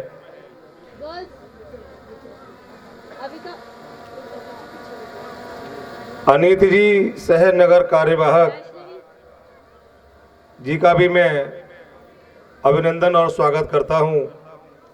जितेंद्र चेची जी रामपुर से अश्विनी त्रिपाठी जी,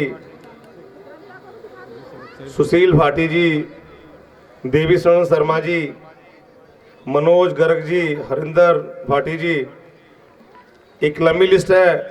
मैं इस मंच के माध्यम से उपस्थित सभी श्रोताओं का, गणमान्य व्यक्तियों का हृदय की गहराइयों से स्वागत, अभिनंदन और वंदन करता हूं। इसी श्रृंखला में अलीसा सिंह, अविका राय, वैष्णवी, छवि शेखावत, उन्नति भंडारी, परी भट्ट, पूर्वी चौहान, सिंधु सिंह, अशोक वत्स, चित्रांश वत्स, चांदनी कुमारी, इन सभी बच्चों ने अपने हुनर का, अपनी प्रतिभा का प्रदर्शन कर देश के प्रति, राष्ट्र के प्रति, हिंदू सम्मेलन के प्रति अपना समय दिया। इन सभी बच्चों का मैं बहुत बहुत आभार और शुभकामनाएं देता हूं, शुभाशीष देता हूं। ये जीवन में बहुत आगे जाए। हिंदू सम्मेलन जो सफल कार्यक्रम हुआ है, आप सभी का भरपूर सहयोग रहा है। कई महीनों की मेहनत से आज हम लोग इस कार्यक्रम को इस अंजाम तक ले पाए हैं। क्या हिंदू? हिंदू उदारवादी है, वर्गवादी नहीं। हिंदू मानवतावादी है, वर्गवादी नहीं। हिंदू विकासवादी है, जड़वादी नहीं। हिंदू धर्म विज्ञान सम्मत है, अवैज्ञानिक नहीं। भैया मैं फिर एक बार कहूंगा, बस थोड़े समय की बात है, अपना अपना स्थान ग्रहण कर लीजिए। पुरस्कार वितरण के पश्चात प्रसाद की व्यवस्था की गई है, सभी लोग प्रसाद लेकर के जाएंगे।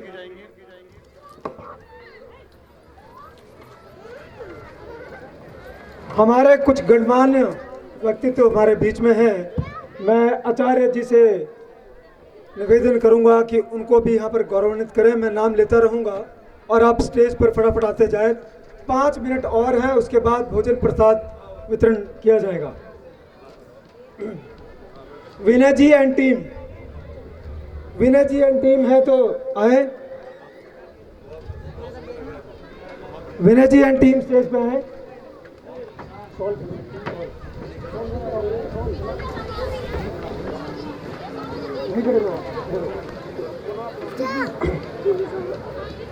Aditi ji, Vinay ji and team stage पे है।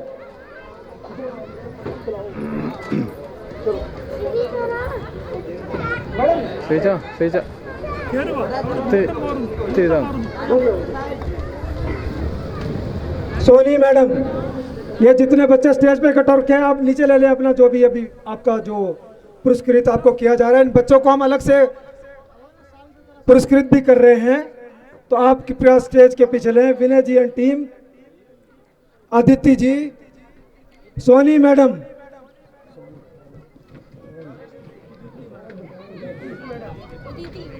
उदिति मैडम, सोनी मैडम,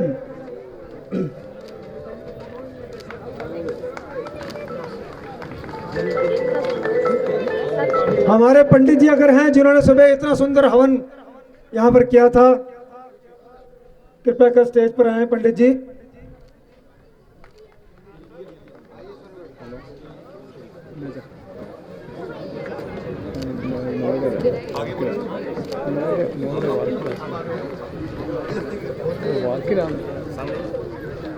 पंडित जी अगर हैं तो आए।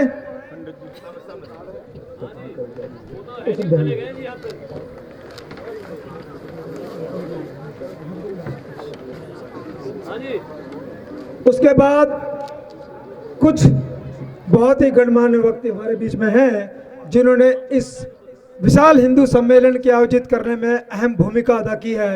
मैं निवेदन करूंगा कि एक बार वो भी मंच पर आएं। और हमें गौरवान्वित करें। सबसे पहले बीटा 1 की अध्यक्षा श्रीमती संगीता शर्मा जी स्टेज पर आए। देवीलाल शर्मा जी स्टेज पर आए, मंच पर आए। देवी सन शर्मा जी मंच पर आए। सुशील भाटी जी, ये जितनी भीड़ यहाँ लगी है आप लोग कृपया अपने अपने स्थान पर बैठे, यहाँ भीड़ मत लगाइए। जो गणमान्य व्यक्ति स्टेज पर आ रहे हैं उनको आने के लिए जगह दीजिए। सुशील भाटी जी आए मंच पर। बहुत बहुत हमारा इन्होंने प्रोत्साहन किया है सभी ने। हमारा फर्ज बनता है कि जो इन्होंने इतना अच्छा यहाँ पर हमारा कार्यक्रम आयोजित करने में सहयोग दिया है, हम उसको रिकॉग्नाइज करें, उसको एक्सेप्ट करें। हरेंद्र भाटी जी, हरेंद्र भाटी जी अगर यहाँ हैं कार्यक्रम में तो मंच पर आए।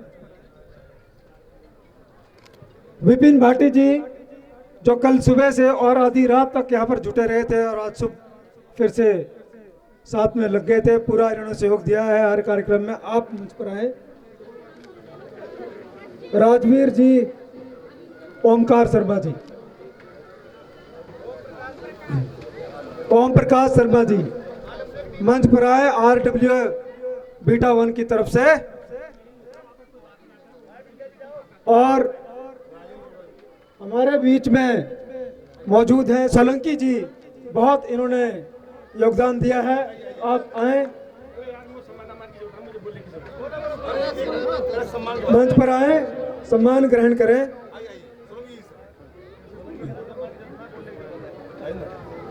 राजेंद्र जी हमारे बीच में हैं। पूरी दिन रात इन्होंने दौड़ भाग करके बहुत मेहनत की है।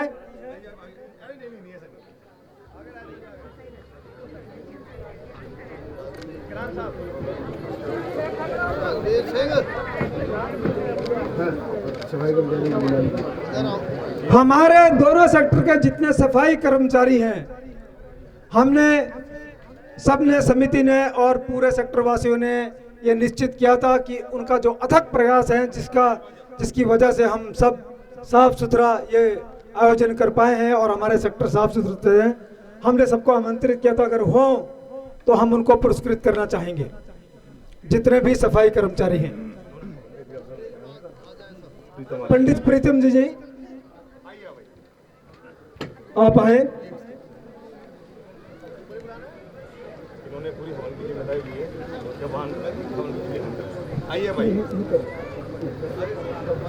मंच के सामने सफाई कर्मचारी हैं, जितने वो मंच के सामने आ जाएं, आपको पुरस्कृत किया जाएगा मंच के सामने।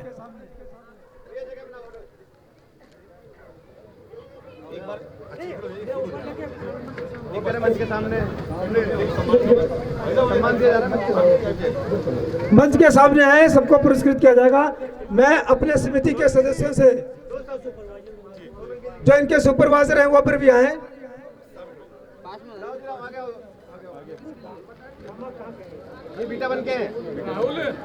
आप सभी जो मंच पर अब खड़े हुए हैं, अपना अपना स्थान ग्रहण करें कृपया कर।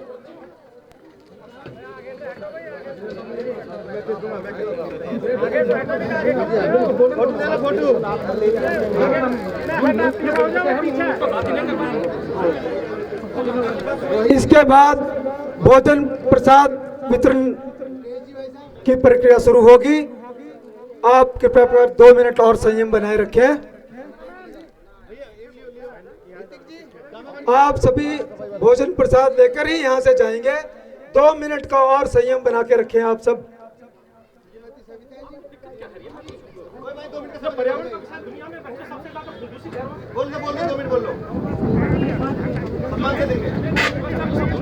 एक बहुत ही महत्वपूर्ण, हमारे ग्रीन मैन सोलंकी जी हमारे बीच में है। वो 2 मिनट जो है पर्यावरण के ऊपर आपसे कुछ शब्द कहना चाहेंगे। कृपया कर उनके शब्द सुने और उसके पश्चात भोजन प्रसाद वितरण की व्यवस्था है। भोजन प्रसाद लेकर यहाँ से जाएं। धन्यवाद। देखिए, विनोद सोलंकी जी बीटा 1 में क्या पूरे ग्रेटर नोएडा में पर्यावरण को लेकर के, वृक्षारोपण को लेकर के एक बहुत अच्छी मुहिम चला रहे हैं और आपको पूरा ग्रेटर नोएडा ग्रीन मैन के नाम से जानता है।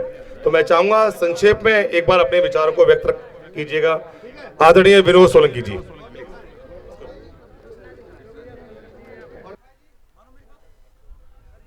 मेरे बहनों, भाइयों, मेरे प्यारे साथियों और मेरे बुजुर्गों, मेरी माता समान और हमारे पिता तुल्य सभी देशवासियों के लिए मेरा राम राम और हाथ जोड़ के। आज विषय है इस बात को है कि पर्यावरण की जो समस्या है पूरे देश और पूरी दुनिया में विख्यात है रही है, दूषित है रही है। लेकिन अगर हम पर्यावरण को पे हम चर्चा भी ना करें तो इससे ज्यादा दुर्भाग्य की कोई बात नहीं हो सके। पर्यावरण को विषय सबसे पहले रखे जाना चाहिए और उसे सबके से बात को ले जाए और उस पर कोई गौर भी ना दे। अब मैं ज्यादा न कह के मैं विषय थोड़ा सा सूक्ष्म में रखूंगा कि हम पर्यावरण को कैसे बचा पाए। वक्ता तो जन कितनी कितनी बोले हैं, क्या क्या कहे, लेकिन मेन पॉइंट पे आज तक कोई नहीं पहुंचे। पर्यावरण को विषय कैसे बचावे पर्यावरण को। आज सबसे पहले जब देखो जाओ आप 20-30 साल पीछे जाओ, गांव में की जो पहचान हुई पेड़न तह जाई कि जहां पेड़ हैं वहीं गांव है। आज की डेट में जो पहचान है रही है जहां पेड़ ना वहां गांव है। दूसरी बात यू है कि पर्यावरण को हम बचावे कैसे। किसान पेड़ रखना नहीं चाह रहा क्योंकि छोटे छोटे बंटवारे है खेतन के और उनमें अनाज उगाने के लिए अपने पशुपालन के लिए पेड़ हमने खेतन में ना रहने दे। तो हम पर्यावरण को बचावे कैसे। जनसंख्या तो हमारी बढ़ रही है लेकिन जनसंख्या के साथ में हमारे पेड़ पौधे नष्ट होते चले जा रहे हैं, खत्म होते चले जा रहे हैं। यही दूषित को कारण है। तो हमारा जो सुझाव है, सुझाव यह है कि पर्यावरण को विषय बच्चों को शिक्षा में पढ़ाए तो गए, लेकिन पढ़ाने के साथ साथ में बच्चों को कोई प्रैक्टिकल ज्ञान आज तक नहीं दिया गया। जब तक पर्यावरण को विषय शिक्षा में बच्चों को प्रैक्टिकल ज्ञान नहीं दिया जाएगा और वो धरातल पर नहीं उतारा जाएगा तब तक कोई परिवर्तन आने वाला नहीं है। 78 साल देश को आजाद हुए है गए, 78 सालों में ना हम पेड़ों की संख्या को बढ़ा पाए ना हम पेड़ों की बचा पाए। तो विषय इस बात को हम पेड़ों को बचावे कैसे। हमारा जो उद्देश्य है, मुझे 2 साल है कि डीएम को समझाते समझाते जब जाके वो उन्होंने हमारी बात पे अमल करे हो, मैं वो बताना चाह रहा हूँ कि हम क्या करना चाहिए। हमारे देश में जितनी भी जमीन है, ग्राम समाजी जमीन मानो सरकारी जितनी लैंड पड़ी हुई है, जैसे हमारा नहर को किनारा, अब तक तुम 20-30 साल पीछे को जाओ तो नहर के किनारे पेड़ रहे करे, रोडों के किनारे पर पेड़ रहे करे। तो हमारा उद्देश्य यह है कि जैसे नहर को किनारा होगा, जमुना को किनारा होगा, गंगा को किनारा होगा, देश में रेलवे लाइन में सबसे ज्यादा जमीन है रेलवे के पास में। ग्रीन बेल्ट पूरी खाली पड़ी है यहाँ से, वहां तो रेलवे ने एक पेड़ नहीं लगाया। तो रेलवे की जमीन पे हम पेड़ पौधा बच्चों के द्वारा स्कूलों में लगवा में। हाईवे गवर्नमेंट ने निकाल दिए हैं, लेकिन हाईवे निकालने के बाद साथ साथ भी उन्होंने कहीं भी ग्रीन बेल्ट को विकसित नहीं करो आज तक भी। तो हमारा उद्देश्य ये है कि इस विषय को हम शिक्षा में जुड़वा के स्कूल, जो स्कूल के नजदीक जो जमीन पर है उसे वहां प्रैक्टिकल ज्ञान करने हेतु वो दे दी जाए। और जब तक ये जो सरकारी जमीन इतनी पड़ी हुई है तो सरकारी पेड़, तो हमारा पर्यावरण सुधर जाएगा। वरना जिस प्रकार से हमारी सरकार हर साल सरकार आती रहे जाती रहे, रिकॉर्ड बनाती रहे और जमीनी धरातल पर काम कहीं हो ही ना है। अगर आप सब लोग इस बात के लिए तैयार हो तो ये पर्यावरण को विषय अगर जुड़ जाए, अगर आप मेरा साथ दो तो एक दिन डीएम के ऑफिस में चलने के लिए तैयार है जाओ और सब लोग इस बात को कहे कि हमें अपनी प्रकृति बचानी है, तो इससे शिक्षा में जुड़वा दो। ठीक है सब लोग, धन्यवाद। धन्यवाद आप सबके लिए।